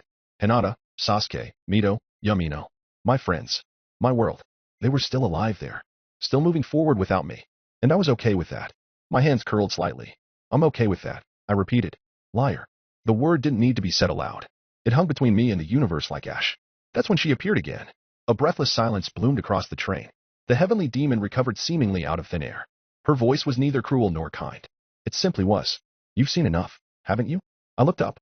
I could watch forever, I said. You will, if you stay. She approached, her steps not touching the ground. Her eyes carried the weight of every story not written, every character never born. You're the observer now, she said. And stories don't flow unless someone sees them. I know, I whispered. She looked into me. Into everything I was. But that lie you told yourself, she said gently, was it meant for me? Or for her? I didn't ask who she meant. She already knew. Even Yamino? She asked. My mouth opened. Then closed. I turned toward the window again. And finally, after what felt like centuries of silence, I answered. She was the first one who saw me. I tightened my fists. She remembered me when no one else could. Even when the system erased my name, she was writing me into the margins. I breathed. She stayed behind with me in the time between moments. She became the fable I couldn't carry. She called me her reader. And my chest burned. I thought I was okay, watching her from afar. But no one else sees the way she looks when she thinks no one's watching. No one else sees how she breaks, little by little. I turned, and I looked into the eyes of the heavenly demon. And I said, there is no world I could ever observe that would be more important than the one she's in. She doesn't need the observer. I shook. She needs Naruto Uzumaki. And for the first time since becoming the wall, I smiled like the fool I had always been. The train kept moving. The dream carried on. But something in the world tilted. As if it, too, had heard me speak. The regression didn't go as planned. It should have been like last time. A clean rewind of causality. A new turn, stitched at the seams of time. Instead, the world shattered. Not like glass. Like paper. Crinkled, torn, and rearranged. Yamino. Sasuke's voice snapped out like a whip, barely heard over the noise of the unraveling world. The stream of time behind them hissed in resistance. White cracks zipping across reality like it had rejected the logic of both their existences. Yamino screamed. But not from pain. From recognition. This place. This wasn't the new world line. This was the void between all of them. A windless place. A place made of pages. The void was the tale of the utterly gutsy shinobi. She knew it immediately. They were standing on an invisible plane of space. Not sky, not earth. Only words, floating and suspended, woven together into narrative knots, sentence after sentence carved from the boy who once read this book and hoped the world would answer. Lines scrawled across the air. My dream is to become Hokage. I won't lose to you. I'm going to save Sasuke, Naruto's past. Not the real past. The recorded past. Memories transformed into story, locked in time and written into the soul of the universe like commandments. And beneath their feet, something even more terrifying. A bottomless plane of paper. Every sheet with his face on it. Every sheet with her handwriting. The regression. Yamino muttered, holding her head. It didn't branch. It folded. Sasuke looked around. No, this isn't the regression. This is the gap between them. He reached for his Sharingan, tried to align his perception. But nothing moved. The world refused to be a world. There were no rules here. No chakra, no gravity, no logic. Only one thing existed: Naruto's hope. Or maybe his longing. This is where the world line put us? Yamino whispered. Why? And then they saw it. A sentence scrawled vertically, ink pulsing like a heartbeat. This story should have ended. And below it, but someone couldn't let go. Boom. The void trembled. The pages all around them shook like teeth. From somewhere, someone was banging on the other side of the gap. The entire void began to resonate with someone else's despair. Spit her out. Yamino's body jolted. Spit him out. Now, Sasuke grabbed her hand. From the horizon of that paper-laced realm, a voice came. Not a voice made from sound. A voice made of hope, so persistent, so foolish, it could write itself into any place. Into any era. Naruto. Yamino whispered. And then, like smoke curling around flame, he stepped from the mist. He had Naruto's hair. Sasuke's face. But neither was quite accurate. He was younger. Older. Timeless. And his cloak rippled with unread fables. I'm sure Jima, the boy said. They didn't speak. I was the one who gave him the regression stigma. Silence. Shijima's eyes were hollow and bright, like lanterns lost in an ocean. He was never supposed to go alone, Shijima said. But no one was foolish enough to follow him. Where are we? Sasuke asked tightly. The place Naruto returns to when he can't move forward anymore. The story he read once and never stopped hoping would change. Shijima looked around. This void, Tale of the Utterly Gutsy Shinobi, was once just a book. He smiled gently. Now it's a grave. Then why are we here? Yamino asked. Because you didn't let go. Shijima turned to them both. And neither did he. The pages fluttered like wings. You can't find the keys to the end in this world line, Shijima said. The stories here have already ossified. What are you saying? I'm offering you another regression, he said, his voice calm. To a world line where the keys to the end can be found. And the cost? Shijima didn't answer. Yamino stepped forward. Will we see Naruto there? He shook his head. No. They froze. No version of him? Not even a memory, Shijima said. You'll remember him. He won't remember you. That world will not remember the boy who carried it on his back for 1,600 loops. Yamino looked down. Sasuke watched her. She didn't cry. But the page below her warped anyway. Then why do it? Sasuke asked. Why go back to a place that will forget him? Shijima looked at them with eyes that had never stopped hoping. Because he never stopped leaving messages. And one of you finally found one. He gestured behind him. There, suspended in midair, was a torn page. From the original copy of Tale of the Utterly Gutsy Shinobi. Naruto's name scribbled in the margins. A page he never got to read. But someone else could. Shijima looked at Yamino. You remember what it felt like when you first read your book? She nodded. Then do this for that boy. Not for the hero. For the reader. Sasuke closed his eyes. When he opened them, his Mangekyo spun once. We'll go. The void trembled. Shijima extended a hand. And the fable tore open again. Then go find the last key, he said. Before the end writes itself. And so Yamino and Sasuke fell. Not forward. Not backward. But into the page not yet written. They searched for Naruto across hundreds of thousands of world lines. Each regression was a descent. A fevered hope clutched in bleeding hands. Each loop ended the same: the world without Naruto was wrong. Its air stagnant, its narrative hollow. They found cracked remnants of his myth and side characters' dreams, fragments of laughter caught in books that never named him, and systems that glitched violently when asked for the boy with the spiral name. But he was never there. In this world line, Shijima had lied. There is no Naruto here, she finally confessed, voice hollow with the guilt of a god who had gambled with mortals. And without him. The key is incomplete. The path remains sealed. Her smile trembled. Sasuke didn't speak. He had broken his own heart too many times to waste words now. Yamino stared through the walls of the sky, as if willing reality to yield him back. He was here once, she whispered. I felt it. The wind remembered him. Wind forgets, Shijima said. Only the story remembers. So they regressed again. Again. And again. Worlds passed like pages set aflame. Burning before their endings. They traversed ages, tore down pantheons, wandered through time's spiral arm. Hundreds of thousands of regressions.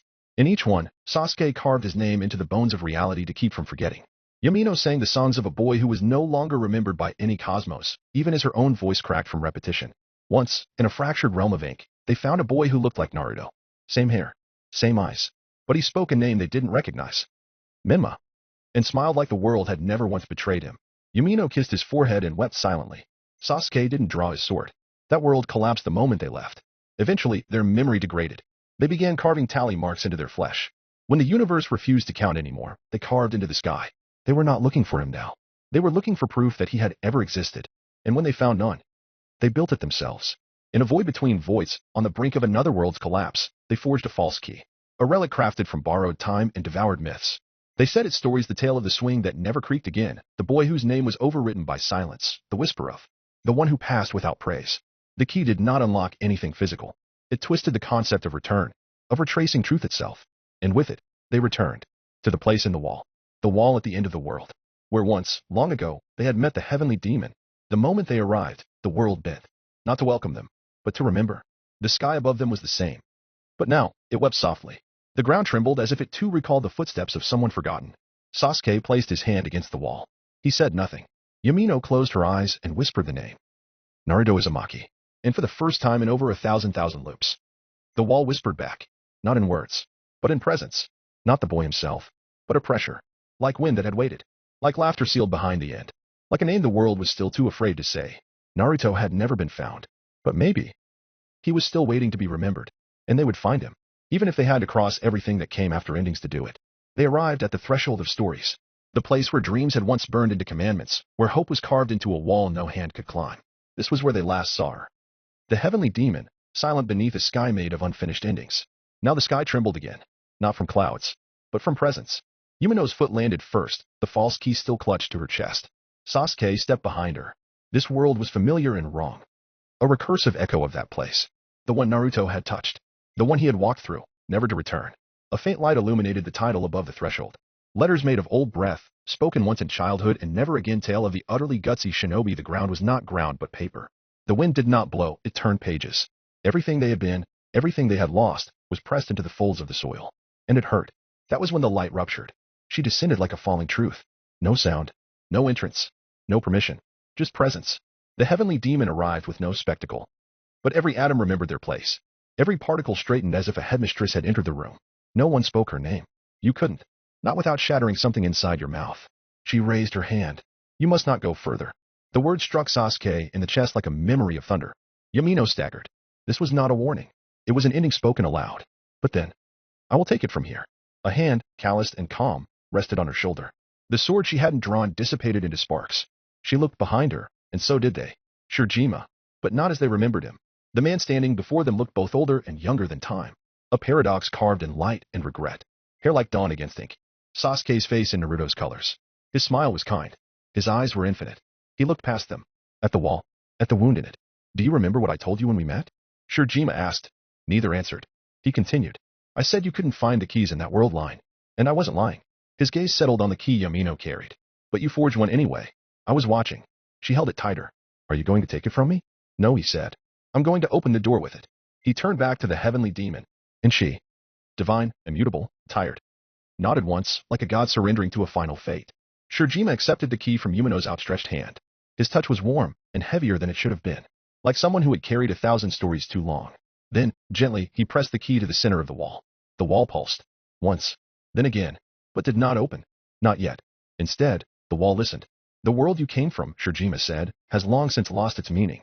Its greatest fable. Naruto Uzumaki is gone. The boy who gave his name to the winds. The fool who defied gods with nothing but hope. Sasuke stepped forward. So we wandered for nothing? Shijima's smile softened. You wandered for proof. That your sorrow wasn't madness. That he was real. The wall glowed faintly. Every world line is precious, Shirjima said. But not every one is eternal. Some are fragments. Some are detours. But this one, this world line of yours, is already over. Yamino swallowed hard. Then why let us come here? Shirjima tilted his head back. For a moment, he was quiet. Then he spoke again. Because I'm going too. They stared. Where? Shirjima looked at the wall. To the place where this universe started. The source of the contradiction. The first lie that dreamed. The key trembled in his hand. The others call it the end. But I call it something else. He turned to them, eyes full of distant starlight. I call it home. He smiled as if trying not to cry. I want to meet my God. The one I once created, long, long ago. When I had nothing but pain and a pen. The one I imagined would be kind enough to save me. His voice caught. The one I made to give myself hope. And suddenly, they understood. Why he looked like Naruto. Why he carried Sasuke's voice. Why every answer with him felt like a riddle. He wasn't just a traveler. He was the first avatar. Shirjima turned to the wall again. If you're ready, he said. Then let's go. And the wall, after a silence that stretched through centuries, opened. Not with light, but with memory. The wall didn't roar. It didn't sing. It simply opened like a thought remembered after too long. Quietly, but forever. Like breath held, and finally released. A wind that didn't belong to this world passed through them. Not air, but memory. Not warmth, but recognition. And Sasuke's feet did not cross. His body stopped. No, the world stopped him. Shirjima turned without surprise. This is where your path ends. Sasuke didn't speak. Because he already knew. He had known since the moment the key left Yumino's hand. Since the moment the wall recognized her and not him. since the moment this world line curved away from who he was. It's not rejection, Shirjima said, stepping closer. It's refusal. This world line doesn't have a place for you. Not as you are. Sasuke's hand trembled at his side. The Black King cannot enter here. Sasuke looked at Yamino, at the woman whose grief mirrored his own, at the last proof that Naruto had existed, at the person who had wandered through oblivion beside him, burning down one false world after another. She opened her mouth, but said nothing. Shirjima turned to her. This world line is unfinished. No savior. No timeline. No route. But it has one thing, a vessel. Yamino looked up. She doesn't know who she is yet. She doesn't know she'll be important. But she will be. Her soul is strong. Strong enough to hold you. Yamino blinked. You want me to possess her? No, Shirjima said. I want you to guide her. Sasuke whispered. Her name? Shirjima looked through the wall. Beyond light, beyond time. Hinata. And everything stopped. Yumino's breath caught in her throat. Shirjima walked to her, gently raising a hand to her temple. She won't know you're there. Not yet. You'll live in her dreams, her doubts, her griefs. You'll watch her become who she's meant to be. And one day, she'll find you. Just like Naruto found you, once. Yumino's knees trembled. But I'm not him. You were him when it mattered. Sasuke took a step forward. Wait. Shirjima raised his hand. The world blurred. The wind changed again. Sasuke fell to one knee. His body was fading. No, dispersing. The particles of his existence were being pulled backward, like pages unwriting themselves. Where are you sending me? He asked. Home, Shirjima replied. You mean the planet? The system? I mean the end of your story. Sasuke's vision dimmed. So that's it? Shirjima shook his head. No, it's the beginning of another one. You were never meant to be here. But what you learned in this place, you'll carry with you. Always. Sasuke's fists clenched. And then, he looked at Yamino. She was glowing now, like a candle lit inside someone else's chest. Like a ghost finding a place to dream. She said nothing. But her eyes said thank you. And that was enough. Sasuke closed his. Tell him I tried. Shirjima smiled faintly. He already knows. And with that, Sasuke Uchiha vanished, the last breath of a world line that never allowed his footsteps. Gone, but not erased. Yamino turned to the wall. Shirjima turned with her. Are you ready? She said nothing. She didn't have to. Because somewhere, far away, a little girl named Hinata opened her eyes. And for the first time, she dreamed of hope. Hinata sat quietly at the breakfast table, swinging her short legs beneath the chair. Her feet didn't reach the floor yet, but she didn't mind. The morning light was soft through the paper windows, casting thin lines across the floor like rows of invisible barriers. Her mother hummed a song from the kitchen. The eggs sizzled, the miso soup steamed. Everything was normal. A half-eaten rice ball rested on her plate. She wasn't hungry. She just liked watching the steam curl up into the air, trying to follow it with her eyes until it vanished. She had a habit of tracing invisible things. Hina, eat, her mother said gently. Hinata nodded, picked up the rice ball with both hands, and took another small bite. Today was a Monday. She knew because her shoes were clean and her school bag had been packed last night. She walked to the local academy with her cousin, who talked too much but held her hand tight when they crossed the streets. The wind in the village was calm today. No paper flyers fluttered loose, no vendors shouted in the street. It was almost too quiet. In class, she copied her hiragana slowly. Her penmanship was neat but painfully slow, always making her the last to finish. Her teacher never scolded her. She said Hinata was deliberate. Hinata didn't know if that was a good thing. During recess, she stayed under the tree by the fence while the others played ninja tag. She told herself she didn't want to play, that her uniform would get dirty. But the truth was, she didn't like chasing people who never wanted to chase her back. By the time school ended, the sun was already dropping into the hills. She walked home in the orange light, holding her school bag tightly. At one point, she stopped in the middle of the street and looked up at the sky. She didn't know why. There was no reason to stop. But something in her chest felt heavy, like the wind had missed a note. She continued walking. At home, dinner was quiet. Her father wasn't there. He rarely was. But she didn't ask why. After bath, she curled into her futon. Her mother stroked her hair once and whispered good night. The lights clicked off. The room faded to shadows. Hinata blinked once, twice, and then she fell asleep. And Yumino opened her eyes. Author's letter. She couldn't move her arms. The light felt wrong. Too soft. Too filtered. Not fluorescent. Not systemic. Natural light. Morning, maybe. Thin rays sliding between bamboo slats, touching a wooden floor that creaked with age and memory. Yumino tried to lift her head. And failed. Self-regulated activity has concluded. Next self-regulated interval will begin in 13 hours and 46 minutes. Body control rescinded. The system didn't feel like the one she knew. No fable overlay. No observational sponsorship. Just a whisper in her bones and a wall between thoughts. She was watching the world from the backseat of her own skull. The body moved without her. Tiny limbs stretched. Hair spilled across the pillow. Dark, long, unfamiliar. The girl blinked twice, yawned like she'd been asleep for decades, and slid out of bed with the gentle awkwardness of someone too young to know she was being watched by the universe. Yamino didn't recognize this room, but the moment she saw the mirror, she knew this wasn't her past. It was Hinata's, not the woman she fought beside, the girl she used to be. She was inside a 6-year-old version of Hinata Hyuga. Pale skin, pale eyes, unbroken, untouched, and completely unaware. Yamino couldn't speak, couldn't scream, couldn't cry. She just observed. A prisoner wrapped in soft skin and forgotten lullabies. Hinata brushed her teeth, ate half a rice ball, walked slowly to the local academy beneath the wisteria trees. Her cousin held her hand too tightly, crossing the street. Everything was normal. Too normal. No system announcements. No fable loops. No cracks in the sky. And yet, it felt wrong. When night fell, Yamino took control again. Self-regulated activity resumed. Control has returned to the guest ego. She sat up in the futon. Body still small, eyes still blurred from sleep. But her mind blazed with remembrance. What the hell is this world? She whispered, rubbing her tiny temples. And why Hinata? Then she felt it. A pull. Not toward Konoha. Not toward the Hokage's tower. But away. To a corner of the world that hadn't been mapped in stories yet. She dressed quickly. Well, as quickly as a 6-year-old could. And stepped outside. The wind was warm. Too warm. Like someone had set the air to a nostalgic temperature and let it simmer. And then, the bell rang. Not the doorbell. The intercom. She sprinted back inside and hit the button, already knowing what she'd see. There he was. Fedora. Smile. Eyes like rivers in reverse. Shirjima. He waved. Hi. The old bastard didn't look surprised. He never did. You. Yamino hissed. Did you do this? I aligned the regression point. The world did the rest. You stuck me in a child's body.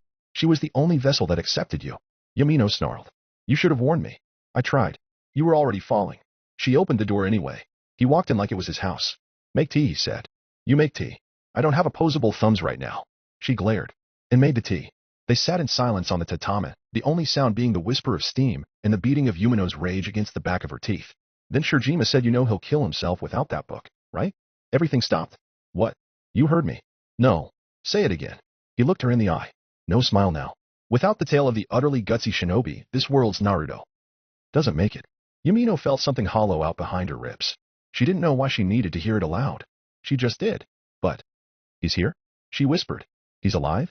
Shirjima nodded. But he's not who you remember. This Naruto didn't survive to the scenarios.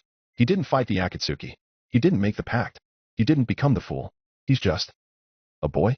A boy with an ick no one else can name. Yamino stood. Her knees trembled. You said he'd kill himself. Shirjima didn't move. He doesn't know why he's sad, he said. He just is. Every day, he walks a little slower. Every night, he opens a notebook that doesn't exist. One day soon, he'll stop opening it entirely. So why am I here? Because someone has to give him the story. Yamino stared at the wall, at the tiny shelf filled with picture books and softbound diaries. And she understood. You want me to write it again? Yes. You want me to rewrite the tale? From scratch? Yes. In a 6-year-old's body? Yes. She covered her face. You're insane. You're the one who came. She didn't argue.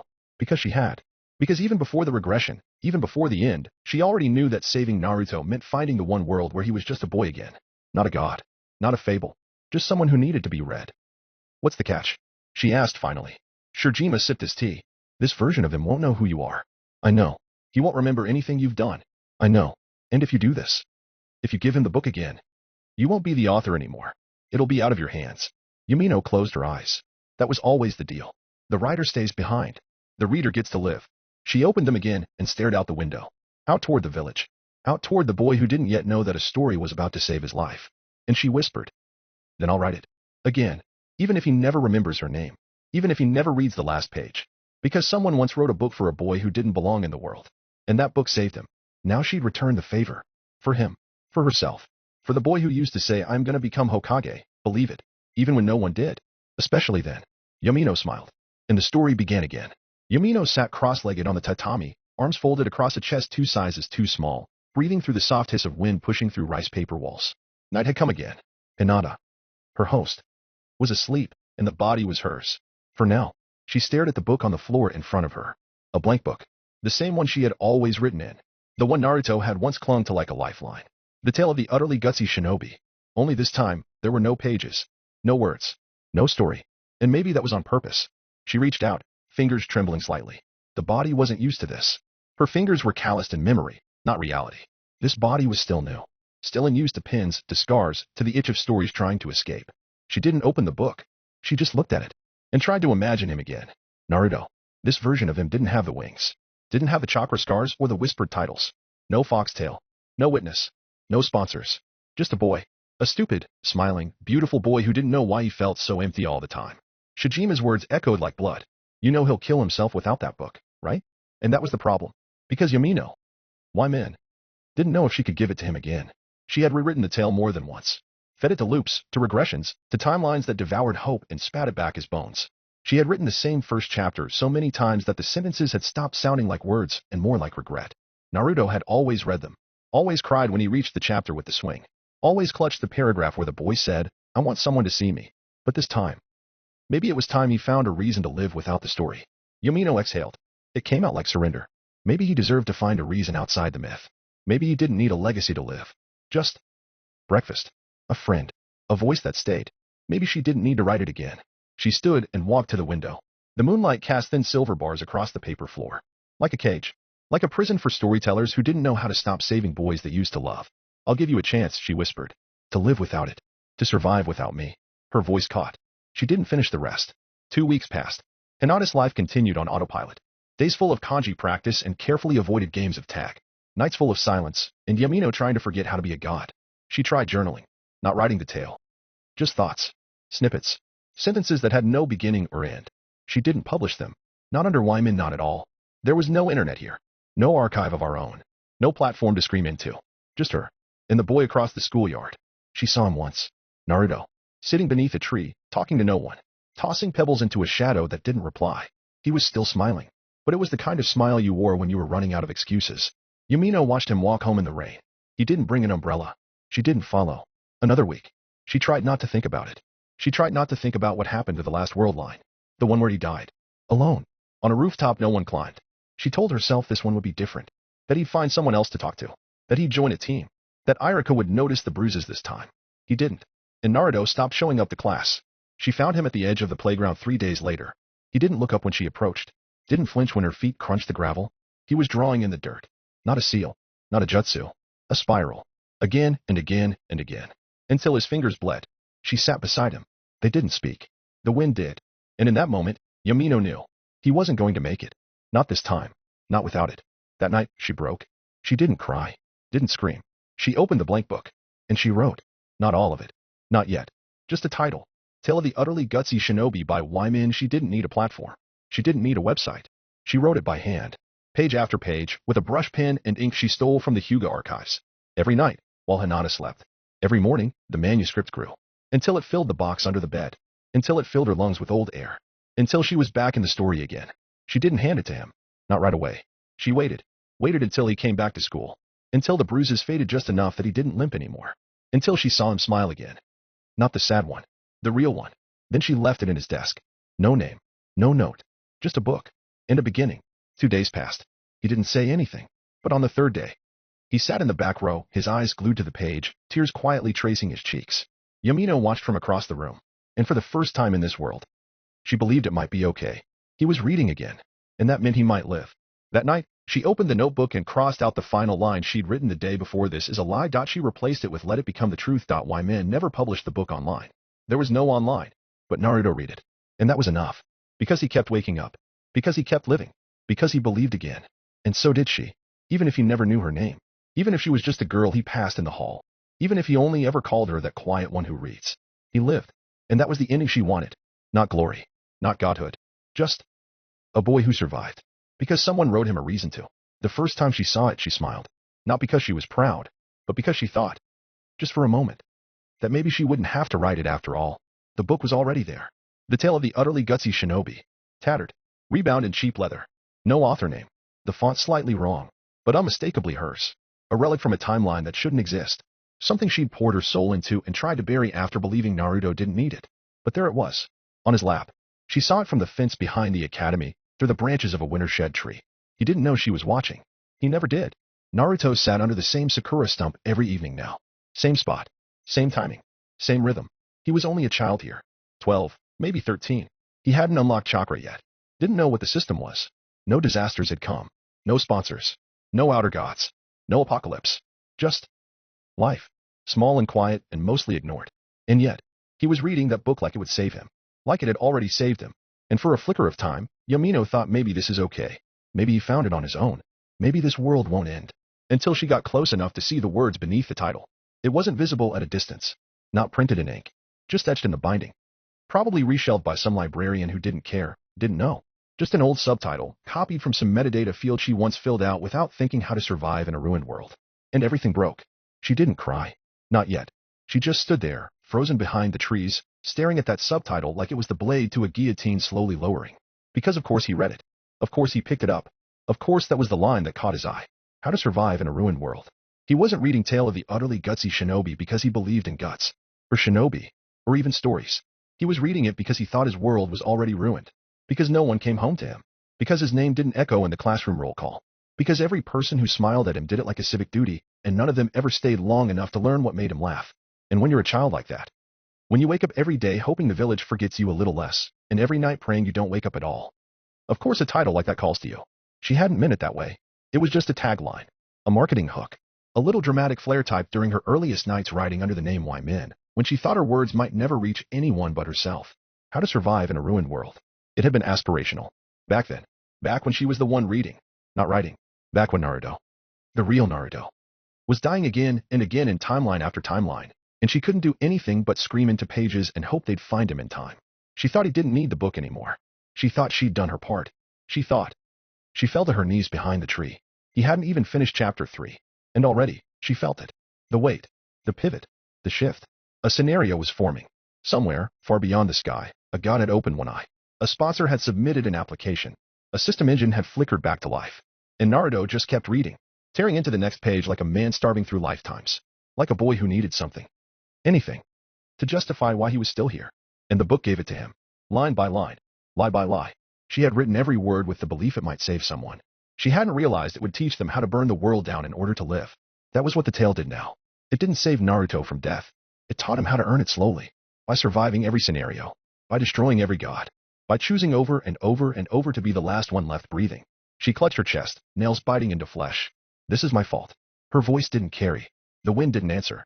Naruto turned a page, smiled, and kept reading. The next night, she ripped her own notes apart. Not in rage. In mourning. All the fragments she'd started saving. The revision ideas. The alternate chapters. The endings he never saw. The version where she meets him again under a sky that didn't need to burn first. Gone. Because now it was too late. The book had already reached him. And the boy who read it believed every word. Not because it was written well. Not because it had literary merit. But because it was the only thing in this world that looked at him and said you're not wrong for wanting to survive. Even if you ruin everything doing it. And Naruto? He needed that more than anything. More than family. More than peace. More than the truth. She stood in the hallway long after the body she wore began to drift. Even as control slipped back toward Hinata. Even as her time bled dry. Self-regulated activity window 000112. The drawer remained shut.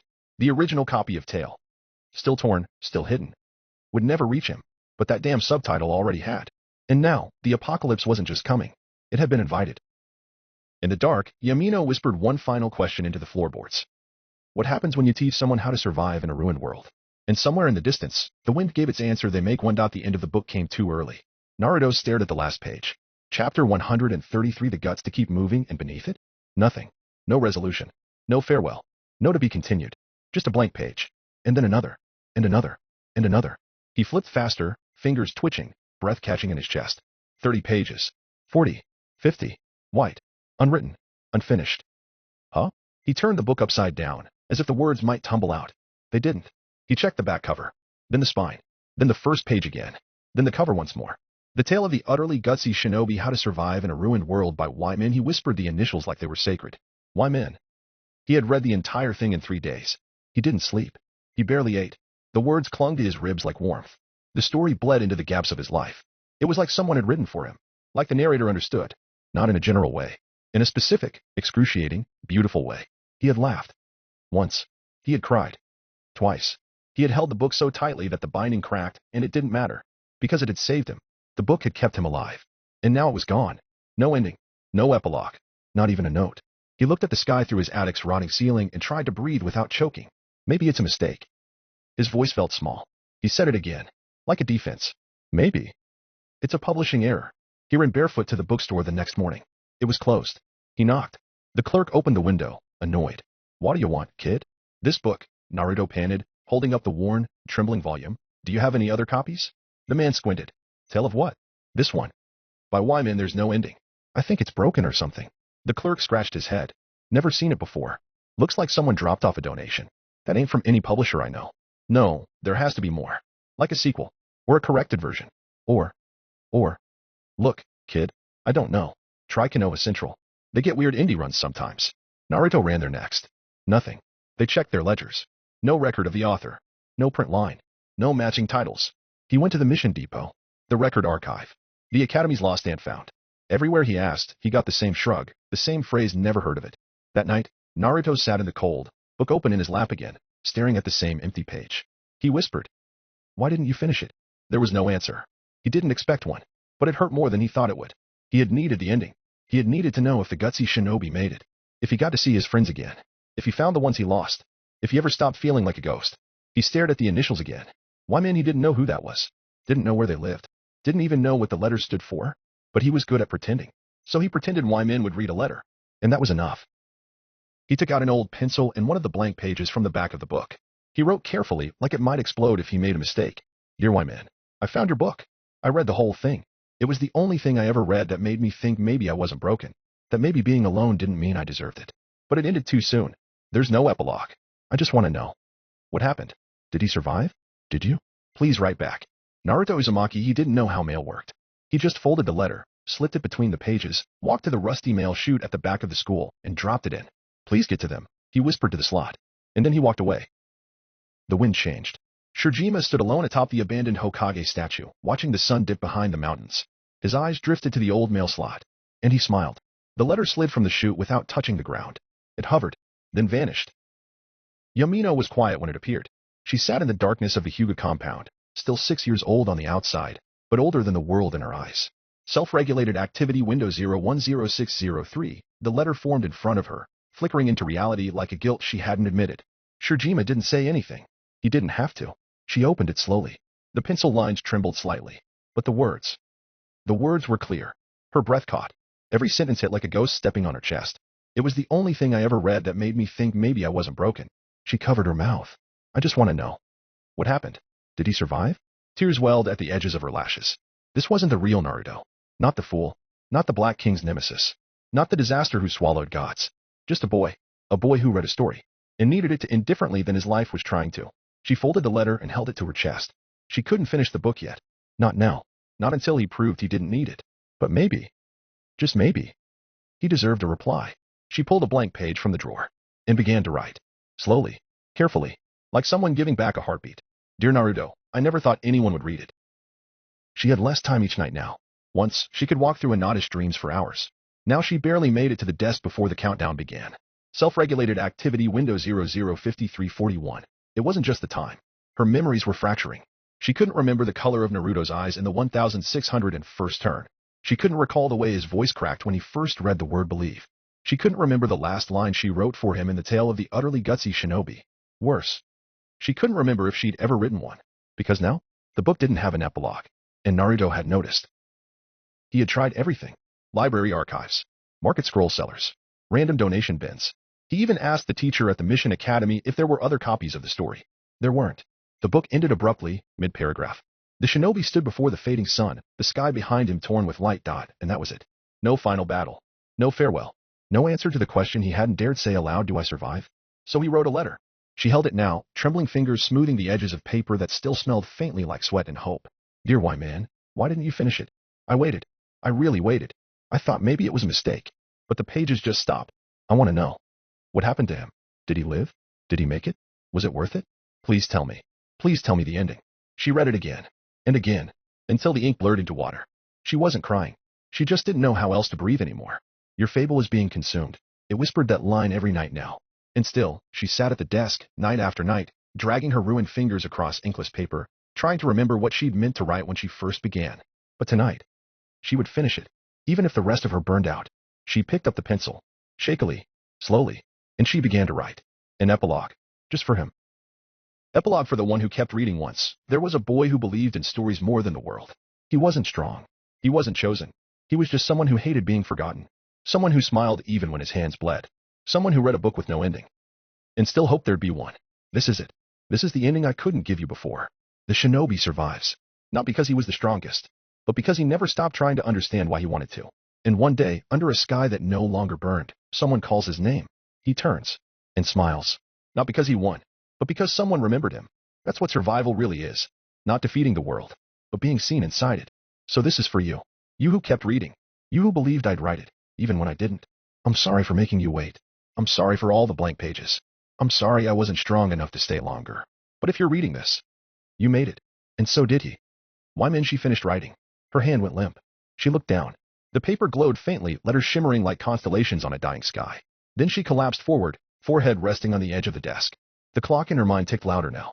Self-regulated activity window 000219. She could already feel the day waking up. Hinata's ego rising again. Yumano's being fading into smoke. Her breath hitched. Please. Let him see it. And then, a hand touched hers. Gentle. Old. Too old for time. You finished it, Shirjima said. She didn't lift her head. I had to. I know. I wanted to give him a reason. You always have. He reached down and took the letter from beneath her hand. Folded it carefully. Pressed it into his coat. Her eyes opened weakly. Give it to him. Not yet. She trembled. Why? Because he's not ready for the ending. Shirjima knelt beside her. He's still trying to find out if he wants to live. If I give this to him now, he'll skip the journey. He'll read the last line before he understands what it costs. Yamino shook her head. But what if he dies before he reads it? Shirjima smiled. Soft. Wounded. He won't. She wanted to believe him. But she was so tired. The desk flickered. The chair dissolved. The floor faded. And her voice, just a whisper now, slipped into his sleeve as he stood tell him. He wasn't the only one waiting. The morning before the graduation exam, the sky felt hollow. Not empty. Not calm. Just waiting. Naruto didn't notice at first. He walked the usual path from the academy's edge to the bridge with the broken railing. His sandals scraped the dust. The wind pushed lightly at his shoulders, not enough to stop him. Just enough to remind him the world still noticed he existed. Under his arm was the book. The tale of the utterly gutsy shinobi. How to survive in a ruined world. Still unfinished. Still epilogueless. He opened it again anyway. Maybe this time. Maybe the words would finish themselves. They didn't.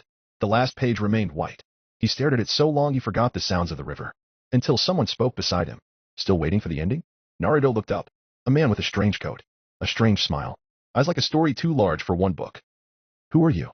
Just a messenger, said Shirjima, and a believer. He handed Naruto a letter. No envelope. No seal. Just paper that felt realer than any he'd ever touched. Like it had waited to be held. From who? Shirjima didn't answer. He was already walking away. The paper felt heavier than it should have. Not thick. Not bound. Just weighted. With memory, or regret, or something too old for a 12-year-old boy to name. Naruto turned it over in his hands again. There was no return address. No stamp. No name on the outside. But he knew. He knew who it was from. The same person who wrote the book. The one who disappeared before finishing it. The one whose name was just 3 letters. Wyman, the one who understood him without ever meeting him. Shirjima had handed him the letter without a word. Just a nod. Like he was delivering fate instead of paper. Now Naruto sat beneath the old sakura stump, the one near the edge of the schoolyard. The only place he ever felt like the world paused just long enough to hear him breathe. He opened the letter. And everything changed. The air changed.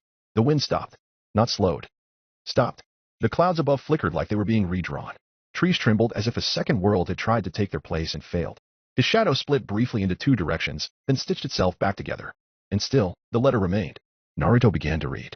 Dear reader, if you're reading this, the story has already begun. But I need you to understand something. You were never supposed to read this letter. Not yet.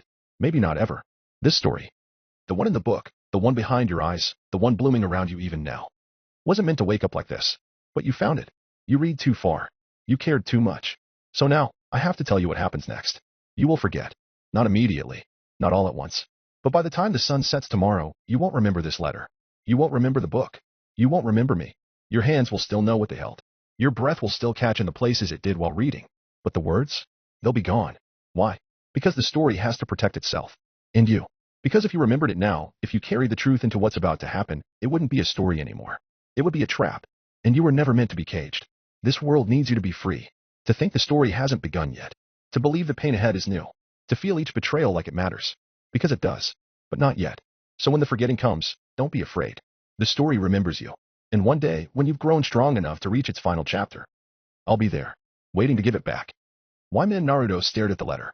He read it again. And again. And the third time he reached the end, he realized he didn't remember the first line. A chill ran down his spine. He blinked. Where was he? The sakura stump. Right. Behind the school. Afternoon light. A letter in his lap? He looked down. Blank paper. Unwritten. No ink. No name. No memory of how it got there. He felt strange. Like something had just been taken from him. Something important. Something vital. But he couldn't name it. His eyes pricked with tears. Not sadness. Grief. Grief for a thing he didn't know he'd lost. And in his chest, something whispered. Keep going. So he folded the blank paper. Put it in the back of his book. Closed it. Walked back toward the academy. Mizuki was waiting. His voice lowered as he leaned close. Hey. Want to know how you can really graduate? How you can finally get them to acknowledge you? Naruto blinked. What? There's a secret scroll. In the Hokage's tower. Mizuki smiled. You steal it. Read what's inside. And you'll finally matter. Naruto didn't understand why. But his heart had already begun to race. Not with fear. With narrative. Because somewhere deep inside him, even if he didn't remember the story still remembered him. The story was leaving her. She could feel it peeling away in fragments. First the sounds, then the color, then even the gravity of her thoughts. Like ink draining from a page that had already been read too many times. Yumino was fading. And this time, there was no delay. No reset. No compassionate delay from the system. Just finality. She had given everything she could. The book. The letter. The epilogue. And still, the boy hadn't remembered. Her Naruto. The fool. The last hope of a world that had no gods left to lie to it. Had read her words and lost them. Because the story wasn't ready. Because the ending hadn't come yet. Because rules, in this cruel recursion, required forgetting in order to survive. But why? Why should love be something overwritten? Why should she disappear, simply because her words made someone hesitate at the wrong time? She had written it. Had bled for it. Lived for it. Was it forbidden? To try and change the ending? Was it forbidden to alter a complete story? Her thoughts echoed through her own vanishing mindscape. Was it forbidden for one universe? Just one. To dare imagine a different fate. A world where Naruto didn't have to become the final disaster. A world where the fool didn't have to be sacrificed for the sake of narrative order. A world where someone like him could read a story and be saved by it, not turned into it. She saw him again. Naruto, asleep in that version of the village with no scenarios. She remembered the letter. The way he clutched it to his chest. He cared. He believed. He asked what happened to the shinobi. And she told him. But now? Now she was disappearing. Memories of the 1604th turn spiraled outward. The time she fought beside Sasuke under a red sky. The day she found Naruto's name in a burned library ledger. The moment she first decided to call herself Wyman, the memories rampaged, tearing through her remaining identity, collapsing the structure of her fable. This story will cycle itself. She would be born again. Maybe as someone else. Maybe not at all. Another version of her might wake up years from now inside a dying fox. Or a divine spark. Or just a whisper in the corner of someone else's narrative. But this her. Yumino. Was ending. She saw it. A loop. Naruto would forget. Sasuke would sleep. Hinata would pray. The world would fall apart again. The scroll would be stolen. The disaster would awaken. And somewhere, beneath it all, someone would say it had to be this way. Yumino dug her fingers into the dream. Tried to hold the shape of his name. Tried to scream why. Just when do we get to taste happiness? When do we get a story that doesn't end in sacrifice? But the dream didn't answer. Because she was no longer dreaming. She was dissolving. And in the final instant, before the last of her ego was rewritten, she thought, then let it be imperfect. Let the story be flawed. If even one world can be saved, even once, then I'll pay the price. Her name vanished. Yumino disappeared. And Foxtail was born again. Somewhere beyond the end of all things, behind the wall at the end of the world, a boy who had no body and no breath sat on a broken desk in a classroom made of silence. Naruto. The ultimate fool. The reader who stayed. He watched timelines like rivers. Sat among windows that showed every version of himself. And didn't speak. Until now. Because Shirjima had arrived. He didn't knock. Didn't bow. He just appeared, the same way truths always did. Too late and too early at the same time. Naruto looked up slowly. It's happening, isn't it? Shirjima nodded. You gave him the letter. Yes. He forgot. He had to. Naruto's voice was cold. I saw it. I felt it. The moment the words disappeared. The moment the story rejected her. Shirjima sat down on the edge of the chalkboard, arms folded across his lap. You know it has to be this way. Naruto didn't respond. The silence hung too long. Then, how, he asked, can the end be the reason the story starts? Shijima's eyes darkened. Not in sorrow. In reverence. In some worlds, he said, the rules are different. He gestured out at the classroom windows. At the web of timelines flickering in suspended light. In this one, the beginning can exist because the end does. Naruto's breath caught. Shirjima continued. You wrote the story because you survived it. He survives because he read the story. The book is written because it ended. The end exists because it was always going to begin. Naruto closed his eyes. That's not justice. No, Shirjima agreed. It's narrative. The chalkboard behind them cracked slightly. Just a fracture across forgotten words. Naruto stood up. His coat moved like old prophecy. And if I don't want the story to start again, then the world dies in silence. He turned. faced Shirjima, and asked, "Do you remember her?" Shirjima smiled sadly. "I remember what she chose to become." A single line appeared on the chalkboard. Foxtail has entered the story. Naruto's eyes closed. And somewhere far below, in a village still dreaming of peace, a boy was told, if you want to be acknowledged, steal the scroll. And the story began again. Imperfect, incomplete, but alive. He watched it all. Again. Yumino's hands, trembling as she placed the letter in Shijima's grip. The boy with blue eyes reading it under the sakura tree. The words glowing. Then fading. The memories unraveling. The subtitle burning a hole into his soul. The moment the story began again. Again. And again. The scroll. The betrayal. The pain. The lonely dinner table. The sun setting behind the village that never called his name. From beyond the wall, Naruto. The one who stayed. Watched it all. He didn't move. He didn't interrupt. He couldn't. Because the story didn't need him to act. It only needed him to witness. So he did. He witnessed the cycle restart. The tale spin up like an engine never meant to shut down. A village made of old light. A scroll hidden where betrayal would find it. A classroom with a seat that no one ever sat in again. He watched the world forget her. He watched the world forget him. And he let them. But when the last page turned, when the newest version of Naruto Uzumaki blinked open his eyes and stared up at a sky too blue to be fair, he finally spoke. Not to the boy. Not to the gods. Just to the story. "You know I hate this part." His voice was quiet. Not bitter. Not broken. Just knowing. "I know it has to happen. I know why Yamino had to fade. Why I had to be forgotten. Why the scroll has to be stolen. Why the story has to start again." His hand rested on the old desk. The one behind the chalkboard no one ever wrote on anymore. The one where he'd once tried to write an ending. But every time I see it, I can't help thinking. He looked up. His reflection stared back at him in the glass. Not as a child. Not as a god. Just him. "I don't want to be Naruto Uzumaki again." There was no judgment in the air. Just the soft rustle of repeating prose. "It's not that I hated being him," he continued, "or that I regret who I was." He shook his head. "I loved them. Sasuke, Hinata, Yamino, Kurama, even the people who only saw me after I bled for them. I loved them." He smiled, just barely. "But I lived that life already." A long silence passed. He watched the new boy. This timeline's Naruto. Running through the streets, grinning like nothing bad had ever happened. He watched the dust swirl behind him. "I see him. I feel him. And I know what comes next." He looked down at the desk. "But that's not me." He tapped the wood once. "That's a role. A script." And then, softer, as if it hurt, "I don't want to spend forever playing the part of someone who already learned how to die." The world beyond the wall flickered. The story continued. But his words carved a space between the lines. To live again should mean to begin again. Not to relive someone else's sorrow until it becomes performance. He turned his eyes toward the timeline, where Mizuki waited behind a corner, scroll already within reach. The loop had started. The boy was in it now. But Naruto, the one who had lived and died and remembered, was not. "I'm not him," he said. "I don't want to be him again." His voice was firmer now. "Not because I hate him, but because he deserves to rest."